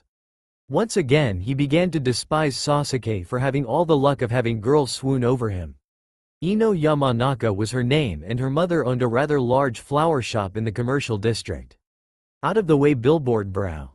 Sasuke-kun is mine," Ino screeched. Behind them of course was the rest of the Sasuke fan club or as most of the guys called them the Harpies from Hell. Ino was a platinum blonde. She had her hair in a long ponytail, with a large strand flowing off the right of her face. She once again wore a purple dress with the slit up the sides. The slits went so far up the sides, that an inch of fabric covered her waist. She was rather thin, due to the fact she was always on a so-called diet. Her midriff was bandaged, as were her thighs to show some modesty even though the dress looked like something more based on something a prostitute would wear. Naruto knew that kunoichi who were not married by the age went into courtesan training, often taking rather risky missions that involved using their body to seduce the target to gain information or assassinate. He grumbled inwardly hoping that neither Hinata nor Sakura would do such. He didn't want Hinata doing that because she was his first friend. Sakura on the other hand he wanted to remain pure till she married him hopefully. "Yeah right Ino pig. Sasuke-kun never said he was yours, which means he's mine." Sakura screeched right beside her. Eventually the frame of the door gave away a little bit and they both stumbled in but swiftly recovered before fighting their way to take the only open seat beside Sasuke. Naruto couldn't help but hope that he would be placed on a team with Hinata and Sakura, then show Sasuke up. He remembered that he had to hold back a lot of times when it came to a lot of things he knew. That and the fact the classes were so boring that he would fall asleep through the tests, and flunk. After all he knew that if he were seen as someone smart, talented, and dangerous as a shinobi, those attempts on his life would become drastically harder, as well as people would fear him. He never wanted people to fear him, he just wanted acceptance. He sighed before standing up and walking past the raging kunoichi before stepping onto Sasuke's desk glaring at him. He was jealous of Sasuke who had acknowledgement, respect, and was given everything while Naruto worked hard. The kunoichi stopped rumbling as they all yelled at Naruto to get away from their precious Uchiha. This just made Naruto glare even more. What he didn't account for was when one of the male genin behind him stood up to back away from the kunoichi who were giving off a fair bit of killing intent towards Naruto and inadvertently knocked him forward. The whole class, which was loud, was now deathly silent. The guys were more silent, feeling a wave of rage fall over all of the ladies there, save Hinata, who woke up. The kunoichi themselves were pissed. There Naruto was, with his lips on Sasuke. Naruto had inadvertently stolen Sasuke's first kiss. As the boys broke it off gagging and trying to throw up, the ladies themselves swiftly grabbed a hold of Naruto before ushering the worst beating he ever received, while Hinata could only gasp. The total beating was broken up when the door once again opened, revealing their Chunin sensei, Iruka Amino. "Alright class, settle down, get to your seats, and for God's sake someone put Naruto into an empty desk." He grumbled. He could only sigh, wondering why Naruto was being demolished by the girls and why the boy wouldn't at least dodge the incoming strikes. After having his bottom handed to him yesterday by the same student, he had swiftly gauged Naruto's ability with his special style of taijutsu. "Today you are no longer academy students, but now genin. Things only get tougher from here on out, and as such I wish you all the best of luck. I will now assign you all to teams," he stated before swiftly calling out the names of the teams as well as instructors. He knew of the secondary exam that followed, as well knew that a good portion of the class would fail. He strived to give them heads up about teamwork and such, but the students each had their own ideas. Team 7. Naruto Uzumaki, Sakura Haruno. He immediately was interrupted by Naruto jumping for joy. And Sasuke Uchiha. Naruto's jump for joy was cut off while Sakura cheered. "Oi Iruka-sensei, why do I have to be on a team with that frozen bastard, huh?" Naruto yelled out. "Why can't I have Sakura and Hinata on my team?" "Because you are in last place of the class. It is customary as well as tradition to put the worst student with the best. Sasuke was the best overall, while you were the worst," Iruka stated. He sent Naruto an apologetic look, knowing that Naruto was fuming mad. Team 7. Your Junin instructor is Kakashi Hitaki. Team 8. Kiba Inuzuka, Hinata Hyuga, and Shino Aburame. Your instructor is Kurane Yuhi. He read off. He noticed that Hinata was glowing red from a blush. He knew the girl liked Naruto but also knew that Naruto liked Sakura. He wondered if his pseudo-son, brother would ever think of Hinata as more than a friend, since the girl obviously cared a great deal about Naruto. He however didn't figure it out, even when most of the population who had seen them together had. Sighing, he waited till things were all said and done before turning back to them, allowing them to enjoy a lunch before meeting their Junin sensei.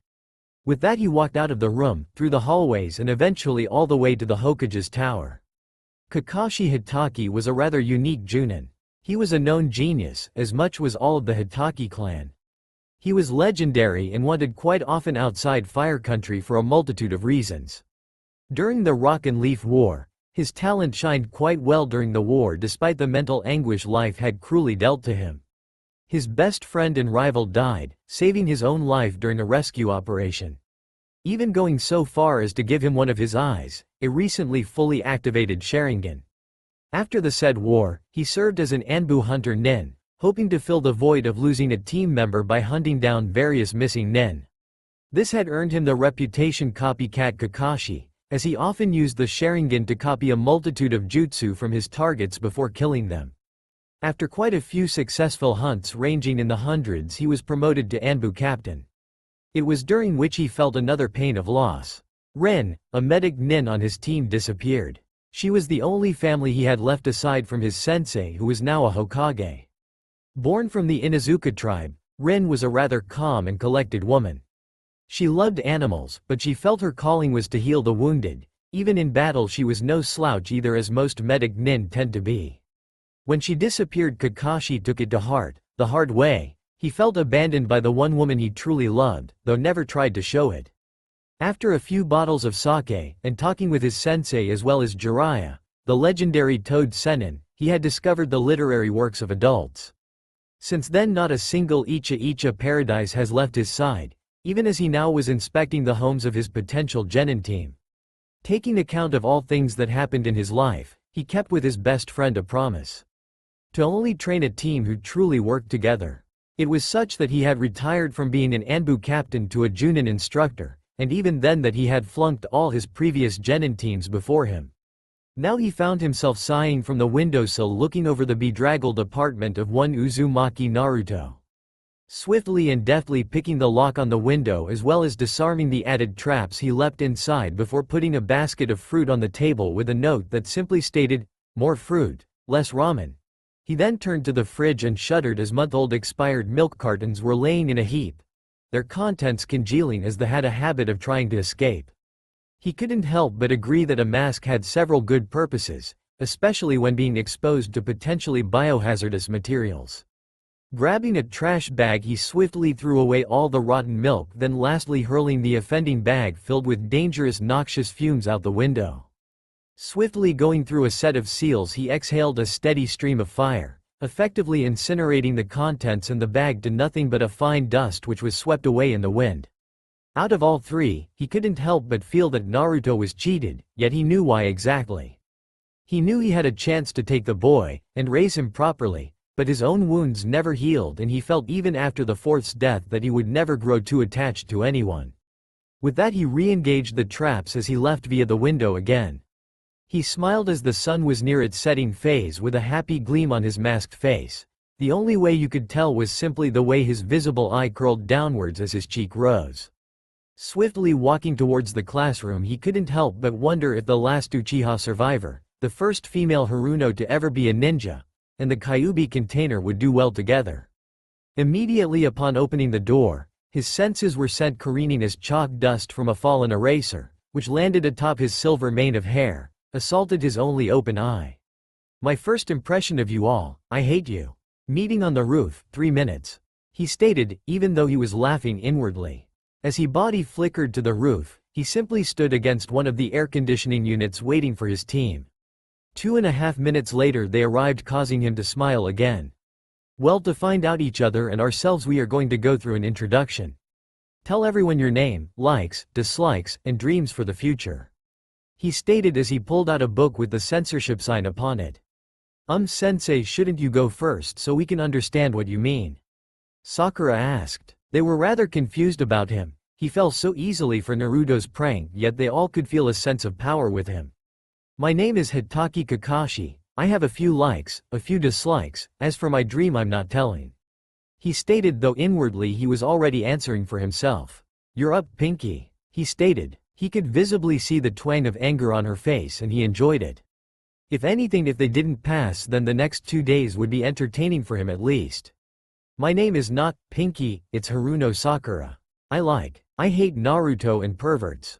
I dream of marrying." With every pause she giggled as she looked over at the brooding Uchiha. Naruto noticed this and grumbled even more. Kakashi on the other hand just shook his head with a single thought, fangirl. He felt sorry for Sasuke at that point. "Whiskers, you're up. Name is Uzumaki Naruto, remember it. I like Ramen, Mika-ni-chan, Hinata, Sakura-chan, and someone else. I dislike broody pretty boys who get everything they want because of their name and the 3-minute wait it takes to cook ramen.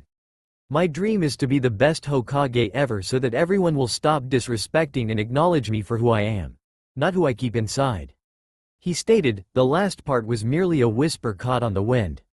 Luckily it was heard only by the fox resting in his lap, and his Junin instructor.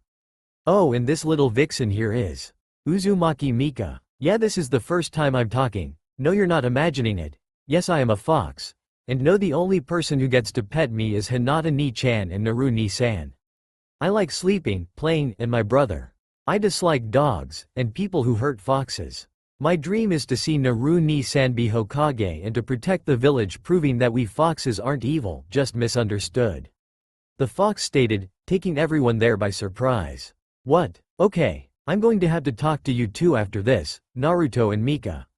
"Sunshine, you're up," Kakashi stated. He was visibly trying to pull his chin out from under his shirt. He knew then that if the fox talked it was no normal fox. He knew that there was something up, but the Hokage merely stated he would find out on his own. "My name is Uchiha Sasuke. I have few likes, a lot of dislikes. My dream, no, my ambition is to restore the Uchiha clan and to kill a certain person," the raven-haired Avenger stated. Kakashi nodded before going over what he had. A loudmouth demon container with a demon fox for a sister, a fangirl who is more into looks and dating than into being a shinobi, and a repressed sociopathic avenger. Now that that's over with, Sakura and Sasuke, you guys can go home. However, don't eat breakfast and be at training grounds number 7 at 8 o'clock in the morning. We are going to have a survival exercise. But sensei, we already did those in the academy. Then you're going to love this. The survival exercise is the true genin test. What you guys just took was to see if you were able to be genin. This test has a 66% chance of failure. So don't eat breakfast or you're going to throw up, he stated before watching them leave. Naruto, it's been a while, Kakashi stated before pulling out his old Anbu mask. Naruto blinked for a moment before running up and tackling the ex-Anbu. I see you recognize me, even though you're still shorter than the rest of your classmates.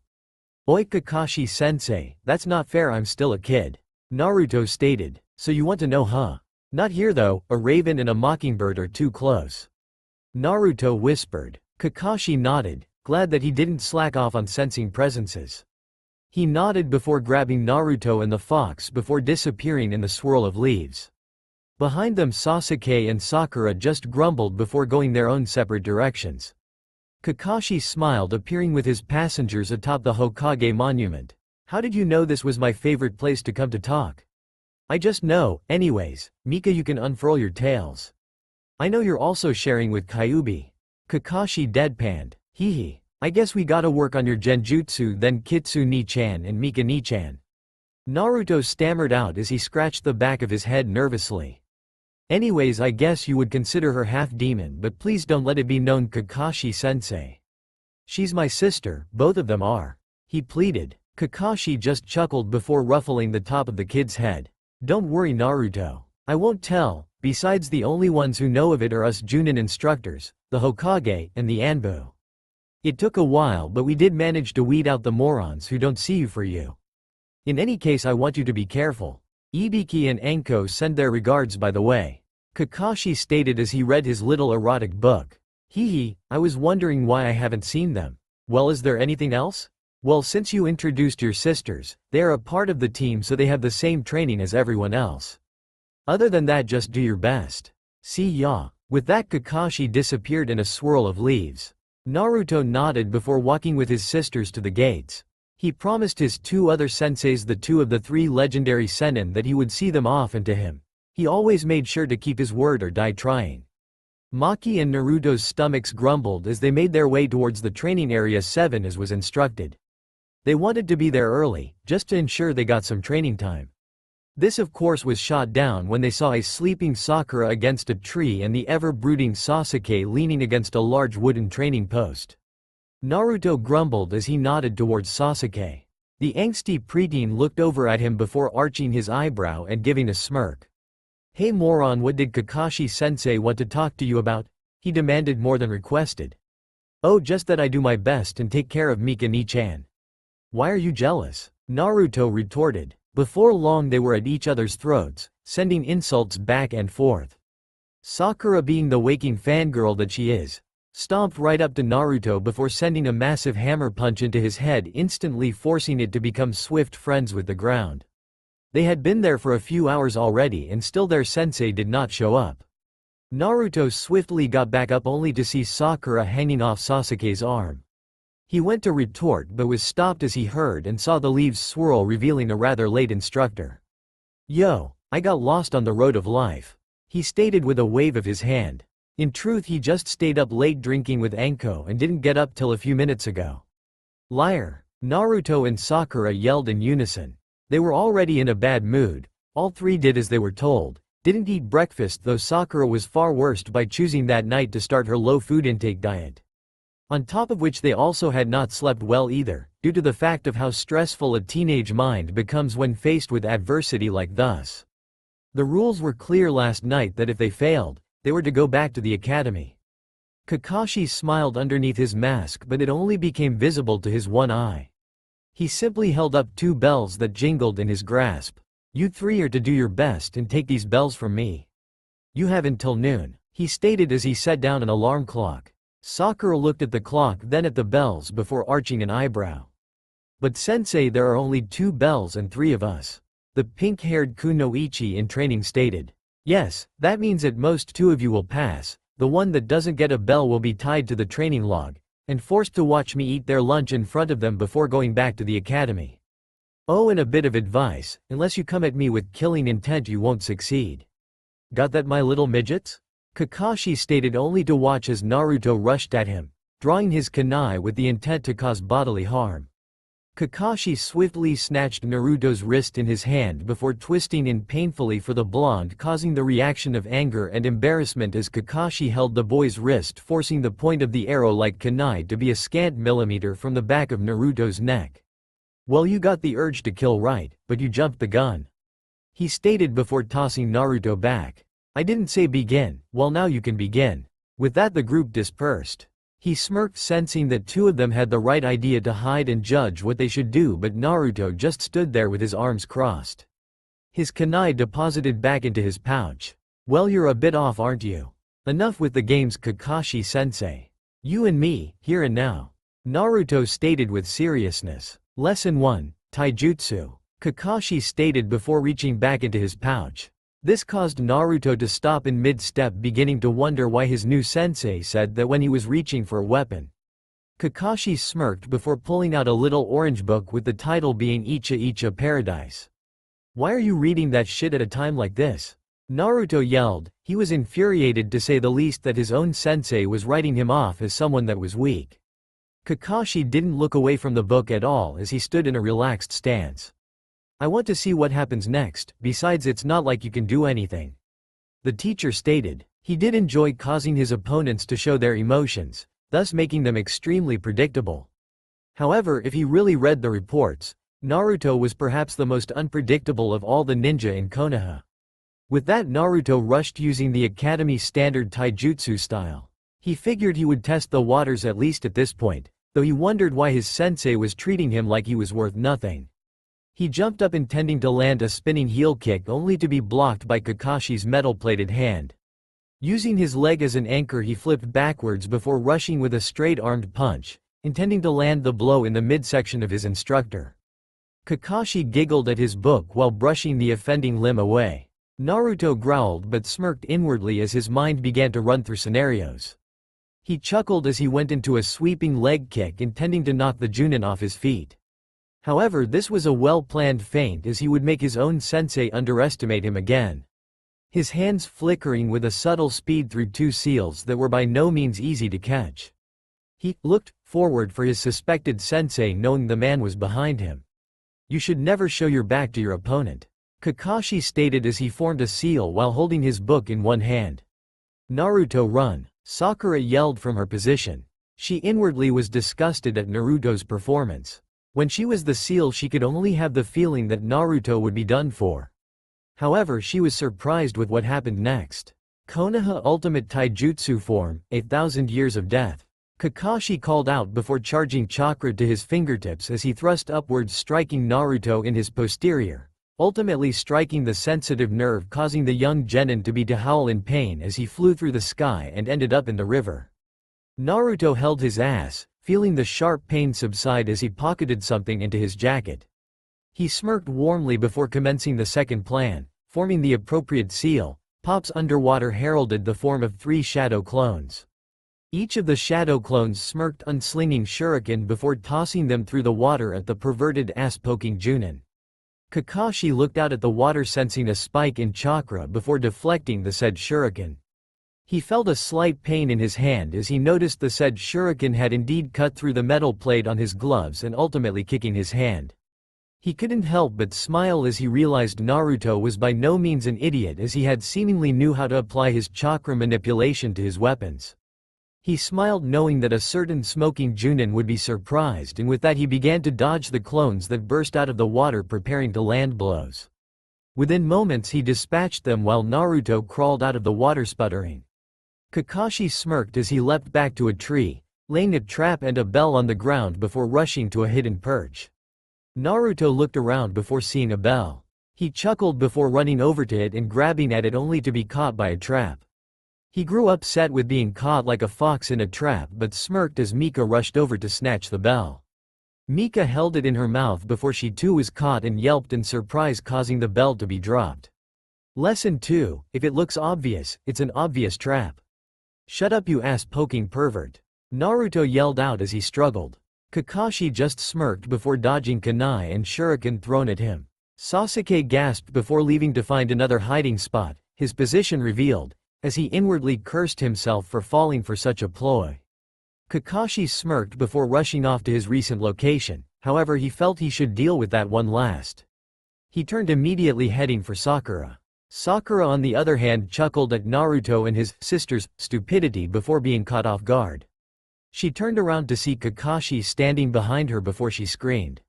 Immediately tossing shuriken at her sensei, she ran off only to come forward to see Sasuke, bleeding all over with shuriken, kunai, and needles poking out of his body painfully. When Sasuke collapsed, she let loose an ear-piercing scream of terror at seeing her crushed dead. Kakashi chuckled at the simple genjutsu before dodging to the side as more shuriken came at him. He blinked for a moment as the shuriken struck a few wires, causing more weapons to fly at him. Realizing it was a trap, he swiftly performed a substitution jutsu with a log. He turned only to catch the Uchiha's axe kick with one hand. Swiftly putting his book away, he turned to catch Sasuke's left fist, however it didn't end there as Sasuke swiftly reached for the bells only to barely touch them as Kakashi tossed him away. "I'm not like the other weaklings," Sasuke stated, as he flew through seals. Kakashi's eyes widened, wondering if a genin should be able to do that technique. "Fire style, fireball jutsu," Sasuke stated before taking a deep breath and sent forth a medium-sized stream of flame that turned into a large ball where his sensei was.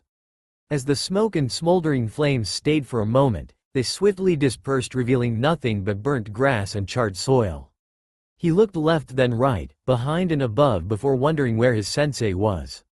"Below you, earth style, inner decapitation," Kakashi stated as he grabbed Sasuke's ankles and pulled him into the ground with only the genin's head above the earth. He smirked before pulling out his book and reading again. "You're right. You're not like the others, but still you're not enough either," Sasuke grumbled as his sensei left him in this predicament only to watch as Sakura walked near him before shrieking again.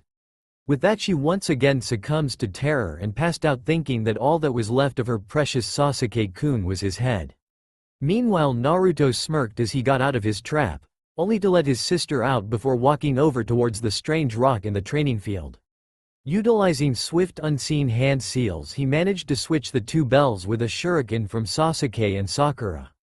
He figured out the exercise being teamwork, but he would figure that he wouldn't tell, especially if the frozen bastard with his head up his ass and his crush couldn't figure it out, then he didn't need to tell them.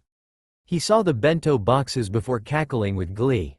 The moment he reached for one, he was once again caught off guard as wires swiftly bound him, his hands, and Mika to that same rock. He looked upwards before nervously laughing. I was just checking on the lunches, Kakashi-sensei. I swear." He lied. "Right, I know they are safe, but I also know you were going to eat them," he stated before dragging off the bewildered genin and pet to a training log before tying them up to it. Sakura and Sasuke came out of the woods as the alarm went off, grumbling. "Since the three of you couldn't get a hold of the bells, and since Naruto tried to eat the food, you all won't be going back to the academy," Kakashi stated with a neutral tone. Naruto grinned widely as Sasuke held a smirk. Sakura was jumping up and down. He wanted for it before his eyes grew cold. "You all should give up being ninja." "Wah!" Naruto yelled out. He struggled against the ropes but could not find a way out of them. "You missed the obvious task of this test," he stated. "Teamwork," Sakura stated. "Yes, teamwork. But how? I mean, there are only two bells, and everyone knows there are always three on genin teams." Sakura whimpered. "The bells themselves would have been taken if you three had worked together. Naruto, you were so willing to do whatever it took to be acknowledged that you rushed first without a plan. Sakura, you were too busy worrying about Sasuke that you neglected Naruto, and Sasuke, you think that everyone is beneath you so you don't need their help. No one ninja can work alone to accomplish missions of high importance. That is why you should just give up. However, I'm going to give you guys another chance. You two are going to eat while Naruto starves. It's his punishment for trying to eat early. Don't feed him or his sister either. You have half an hour," he stated before disappearing only to appear in a tree not far from their location and out of their sensory range. His sweat dropped at Naruto, who was ignoring his stomach, stating that he can handle missing 2 meals. He smiled as he saw Sasuke try to give Naruto his lunch only to have Sakura offer hers. "Eat, moron. If you're too tired from lack of food, we won't succeed." Sasuke chimed in only to have Sakura feed Naruto. He in turn fed the fox only to feel the rumbling of thunder. He looked up to see Kakashi running at them with a look of rage on his face. "You all," Kakashi stated as the genin shuddered. "Pass. Congratulations. What I don't get it, Kakashi-sensei." Sakura whimpered with a look of confusion on her face. "Those who don't follow rules are trash, but those who don't protect their teammates and trust them are even worse than trash." He smiled again as he told them a line that his best friend had told him earlier.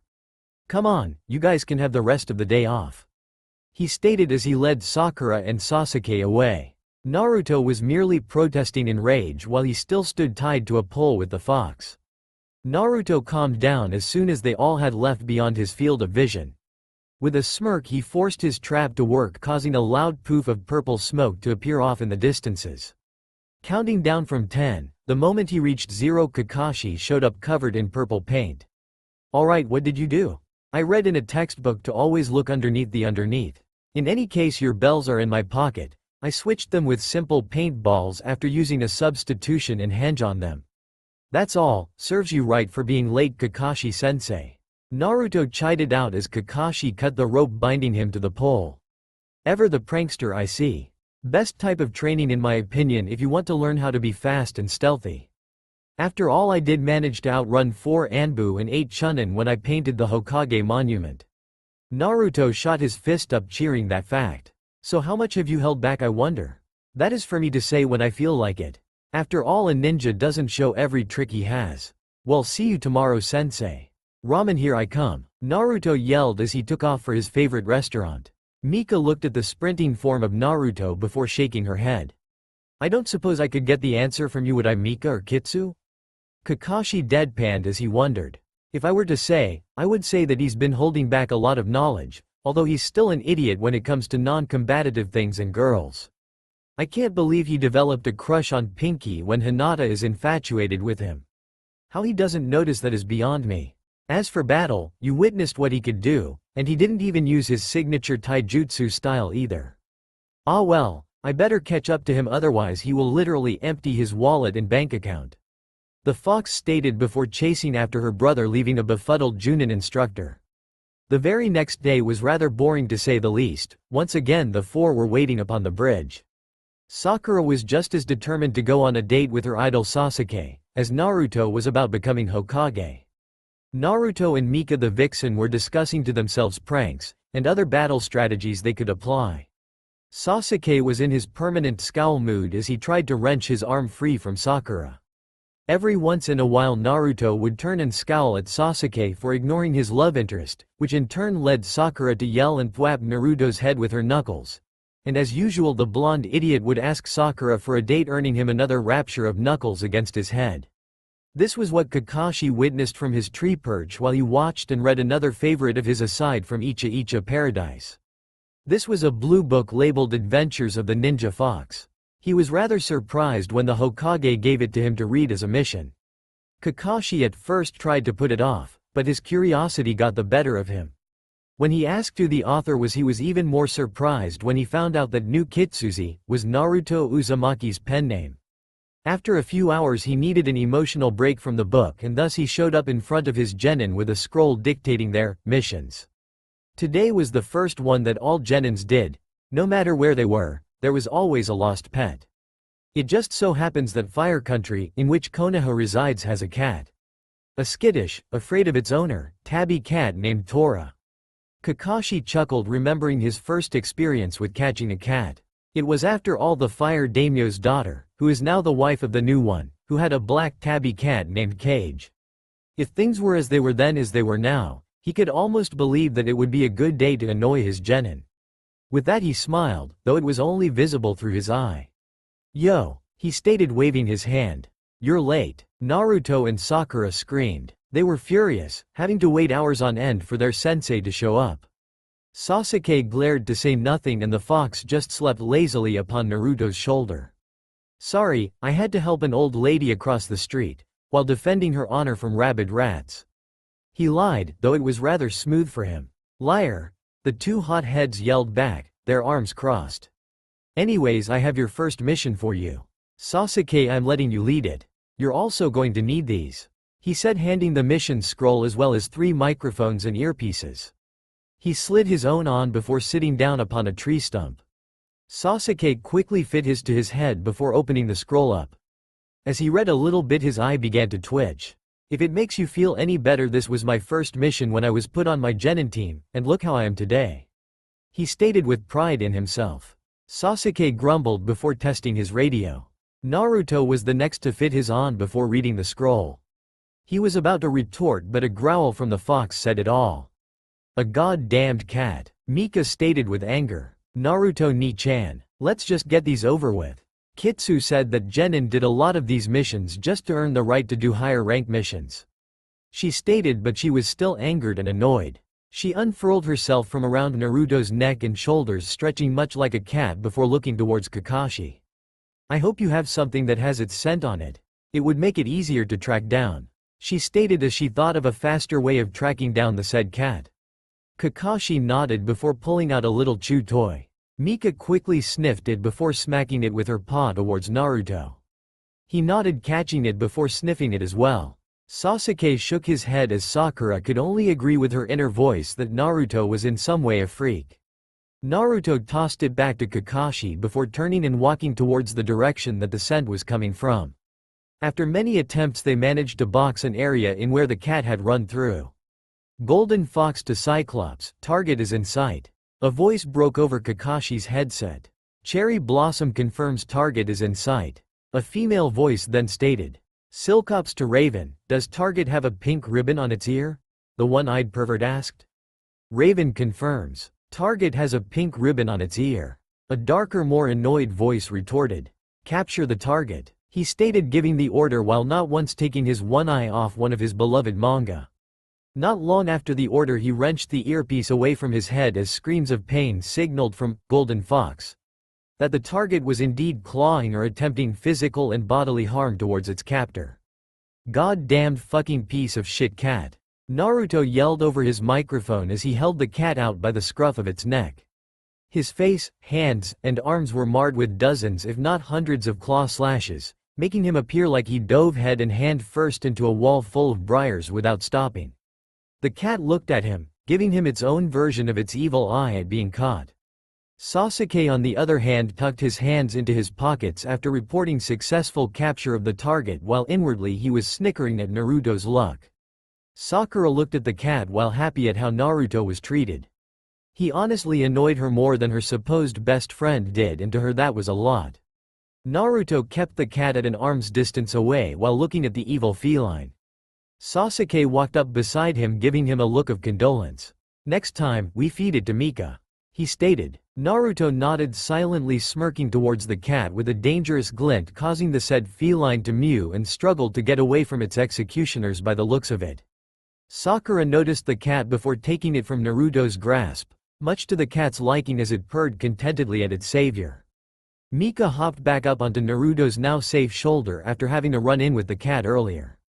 Its nose was still showing sign of injury due to the swipe it had gained when trying to corner the creature, though instead of being bloody as most animals, it was discolored and healing, though still tender to the touch. Naruto nodded before reflexively stroking the top of her head, comforting her. The group remained silent for the most part until they reached the office of the Hokage. Immediately Naruto made sure the whole room was locked down to prevent the said cat from escaping again. After all, it wasn't the first time they managed to bring it back only to have it escape. As the obese lady grabbed and hugged her cat to her bosom, Sasuke smirked, while Naruto and Mika chanted, "Squeeze it harder, suffocate it, and pop its head off." They held no empathy for the cat after the torture it gave them. Satisfied that her cat wouldn't escape the room, Naruto smiled widely before blinking. Reflexively he made a shadow clone before causing it to hinge into a leash before handing it to the lady. "Just in case Tora decides to run off while you're taking her home. Wouldn't want you to lose her again, right?" he stated. though in truth he knew from most animals that cats hated leashes. It was undignified for them, however to humans animals on a leash looked so cute. The lady accepted the leash gratefully and attached it much to the chagrin of the cat.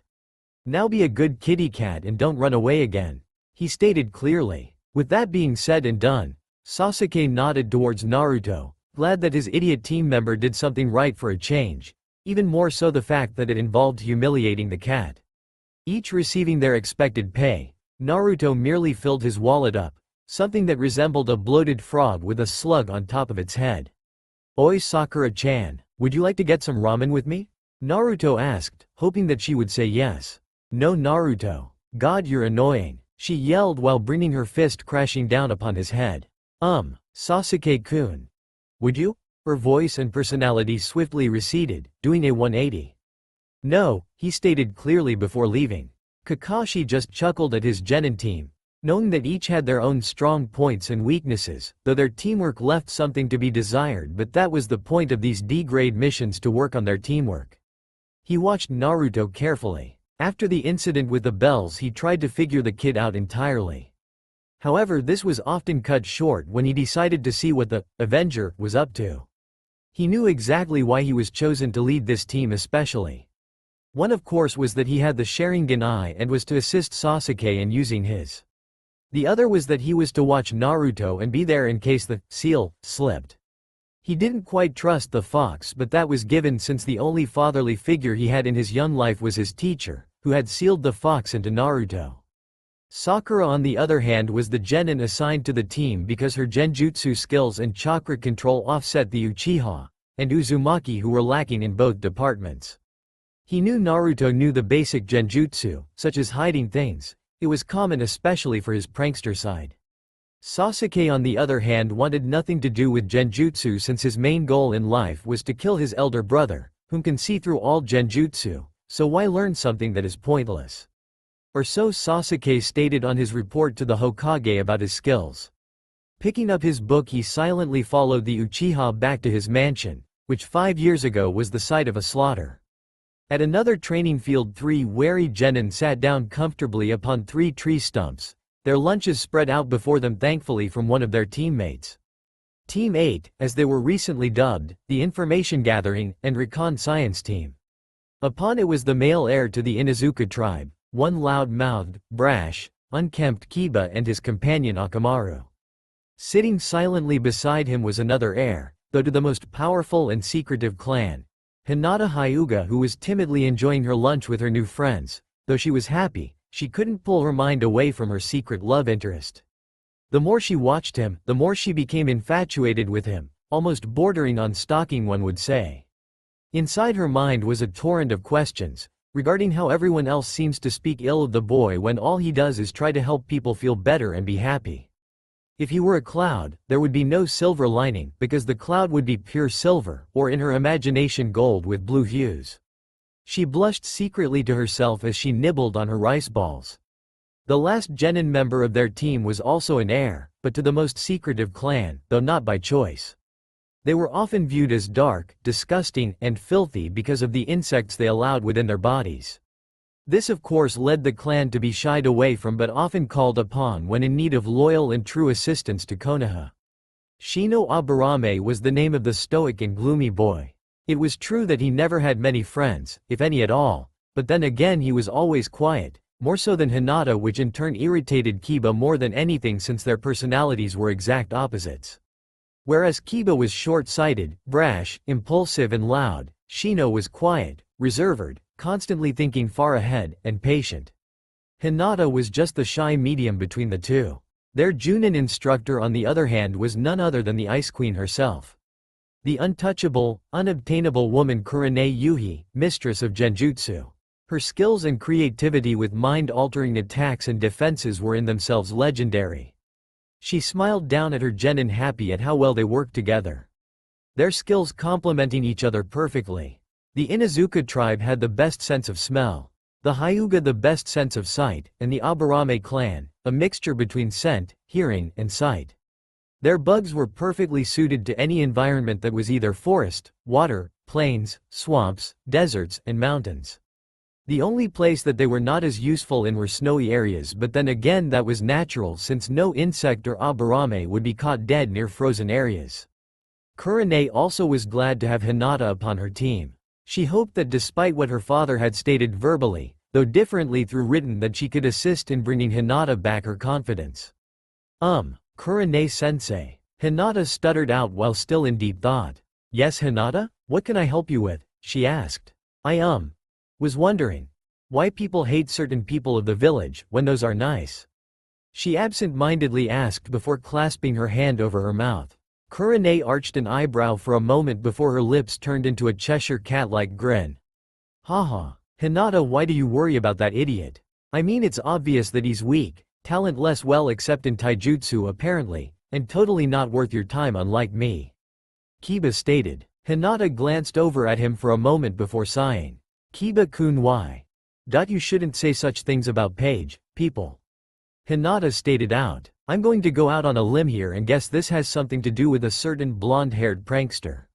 While I personally don't dislike him, and I do enjoy some of his more colorful pranks including the one he did on me a while back. She mused, remembering being dressed up looking like a rose. He has a past that, well, I cannot tell because it's his secret. I know people hate him because of his pranks. But this has gone on before his pranks. She stammered out with a mild blush. Hinata, it would be wise to not delve too deep into his secrets without his permission. He carries a rather encumbersome burden that earns my clan's respect. Shino stated. His teammates gasped before looking over at Shino. They knew that he was a person of few words, but for him to state 2 sentences and it not be a life or death situation was rather astonishing. Kurane took a moment to word without a voice a single question, in which Shino adjusted his sunglasses in response. I know of his secret, and no, I will not tell you since it is his. He is a comrade, and what he wishes to be kept secret is his right as a comrade and a shinobi. If you wish to know, simply ask him. He stated, much to Kiba's annoyance and Hinata's sigh of defeat. Hinata, I agree wholeheartedly with Shino. Besides, it would mean more to him if you asked him. Beside, you two might become a couple if you do. She stated with a cheery look on her face. She knew all too well from escorting the young heir that she had a crush on Naruto. One would have to be naive, dumb, blind, and oblivious to their surroundings to not notice. Anyways, Kiba, would you do me a favor of escorting Hinata home? I have decided that in my absence that Shino will be the squad leader given his foresight and tactical analysis. I must take him to the Hokage to show him where to pick up mission scrolls and such. She stated, though it was a half-truth. Hinata and Kiba nodded while packing up their equipment. Oh, and Hinata, if I were you, I would venture to get your crush's attention before he completely falls for a pink-haired idiot. Kurane stated clearly before nodding, signaling the end of their day. Hinata nodded but kept a glowing blush while Kiba smiled, glad to have alone time with his own crush. The moment they were far enough away, she put on a very serious face before looking over at Shino. Who told you? She demanded. With all due respect, Kurane-sensei, we should discuss this with the Hokage in his chambers, considering that even out here people will hear things. He stated before walking towards the administration tower that the Hokage was often in. She nodded but scowled at the situation. She only prayed that things were not as bad as they had seemed. After a few minutes they swiftly were led into the Hokage's office with only the statement of an S-class law. The Anbu nodded, knowing all too well the law, as it had earlier cost them a few of their own. Well, this is surprising to say the least. What do I owe the pleasure? Sarutobi asked. This is in regards to Shino Aburame, Uzumaki Naruto, and the law. Kurane stated. The Hokage's face, though smiling, was swiftly turning into a very serious scowl. Aburame Shino, I must know exactly what you know, how you came to this knowledge, and what you intend to do with this knowledge. He stated, his voice becoming extremely authoritative. Yes, Hokage-sama, I know exactly the burden of my comrade Uzumaki Naruto, and his situation regarding it. As you well know, my clan thinks logically, and often hides our potential, often to blend in like the insects we use. Secondly, we are ever observant. Speaking for my clan, we find the majority of the villagers' opinion of Uzumaki-san disgusting. He is in essence very similar to us, being a container. His, however, is unwillingly to himself. As to how I gained this knowledge, I knew of the gap before the academy acceptance of him, and when he and I both were 3 years of age. I also have witnessed many horrible things done to him earlier in my years.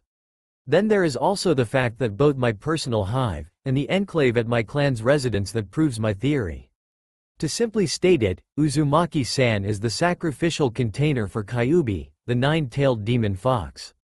My clan suffered many losses not only in personal but in the enclave during the attack. He has a subtle exhume of the beast's chakra all the time. He paused for a breath, finding talking this often to be tiring. On top of which, it is easily proven that he is not the demon, since if he were, there would be no pure chakra which alters the chakra of the Kyuubi into normal chakra. This is simple logical fact. Then there is the personality of Naruto, which is taken into consideration. A person that annoyingly positive would not be a merciless slaughtered bent on rage and destruction. If one were to simply put aside their emotions and look at the picture as a whole, they would find Naruto to be a hero as Yondaime wished him to be. He stated. Sarutobi blinked for a moment before shaking his head. Kurenai twitched for a moment before sighing. As for what I will do with the information, I have no intention of betraying a comrade with his secrets. I have stated such to Hinata-san and Kiba-san earlier. It is not merely because of the law, but out of respect. Very well, but you should speak with Naruto about this. It is his secret, and to be found out by you, that will hold strength against him, which would not bode well. Also that if you do speak of it to any of your generation or others, that it is a criminal offense. Sarutobi stated, rubbing the bridge of his nose. Shino, as you know, Naruto doesn't have many friends his own age. I think the only one he has is Hinata, though the boy is blind to her affections. Secondly, if you witness anyone speaking of it openly, you are to inform us, or deal with the perpetrator themselves. Kurenai emphasized. Shino, if I may ask, given your analysis of your fellow genin, who else do you think would figure this information out? Sarutobi asked. He couldn't help but wonder who he would have to speak to next in regards to the information given. Haruno Sakura, if she were ever to mature and realize that Uchiha-san will never return her feelings. She is the smartest of the whole class, including the genius Shikamaru Nara. I should have expected this. Indeed, Hokage-sama, if I may say so. Naruto is someone that I and my clan respect, not only because of his position, but because how he handles it. I know very well what happened with a Chunin who broke the rules, assaulted him, and injured a fellow Konoha ninja. I sense that his abilities in themselves are near Junin, if not already there, and that I know that he would be on par with you, Kurenai-sensei, that's with his pure chakra alone. Excuse me, Aburame, are you inferring that I am weak? By no means, Kurenai-sensei. I am merely stating that Naruto is perhaps the strongest of this year's class. He hides his true strength well, and I have figured it out during the genin exams. It would be rational to state that he is holding back, and that I would not wish to anger him nor make an enemy from him. He stated, I also know that I could not defeat you, Kurenai-sensei. At most I would stay on par with most Chunin and special Junin, should I acquire another hive. He stated clearly. Kurenai visibly relaxed at the boy's rather strange compliment, though she was slightly unnerved at how much the boy spoke. Shino simply readjusted his sunglasses before turning his head in the direction of the Hokage. If that is all, may I return to my home? He asked decidedly. Very well. The secret you have undoubtedly figured out is an S-rank secret, and as such, if you are to speak of it, it will lead to your execution. The Hokage reiterated, ensuring that he was extremely serious. Shino nodded respectfully before exiting the room, his hands being settled into his pockets as he made his way towards his clan's home. Kurenai looked over at the village's strongest and wisest living leader. Is everything okay, Hokage-sama? She asked as the old man simply sighed before relighting his pipe. I wonder how Naruto will react, and that if the law I implemented during the first few days of his life will allow him to have a normal life. He simply muttered. You and I both know that's all that we could expect. After all, his life has been anything but normal, considering how the civilians and a majority of the adult shinobi treat him. I would request though that he should be allowed to make his own decisions about his secrets. After all, if people truly are to respect him, he would have to eventually reveal that secret. If anything, his true friends would respect him even more for confiding to them. She stated, I too shall return home.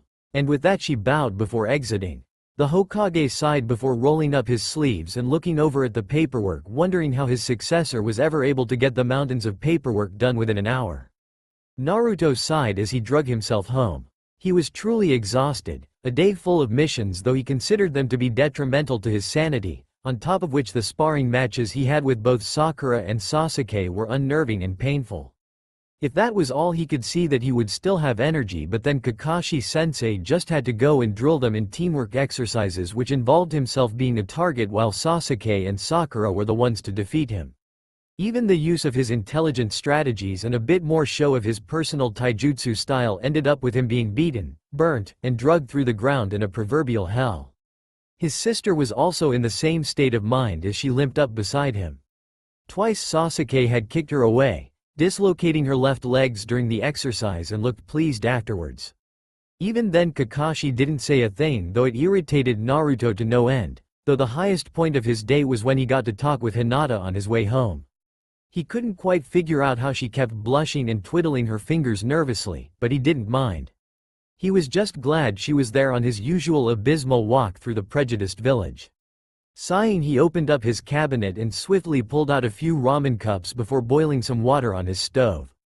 He prayed to whatever god was out there that tomorrow would be better, however unknown to most genin his age as well as others that all these missions were designed with the aspect of building a solid base of teamwork and trust, before going on to bigger things outside the village. After 3 minutes he scarfed down his precious ramen before disappearing into his bedroom. Not too long after Team 7 found themselves once again chasing the dread cat from hell. If that weren't enough, they had managed to obtain several missions, though they themselves would call it degrading, hellish, boring tasks, which usually involved rescuing pets, walking the said pets, cleaning up the village, babysitting the Lord's children, a case in which they had the unfortunate luck of drawing lots for that one, amongst other degrading and debasing missions. To say they were angry would be stating that Sasuke mildly disliked his brother. That was exactly how they felt as they walked back to town holding a bedraggled, enraged, and nearly dead cat. Sasuke and Naruto looked each other in the eyes, silently agreeing to ensure Sakura would be tied, gagged, and knocked unconscious should they get the mission again. It would be worth a failure just to be sure the said cat was not only dead, but unable to be found. On top of that, the reward of never again have to chase down the demonic cat from hell would be more than enough in itself. Even Kakashi noticed the somber looks upon their face as they made their way back to the Hokage's office expecting another degrading mission. That's all for now. If you enjoyed, then please like, share and do comments.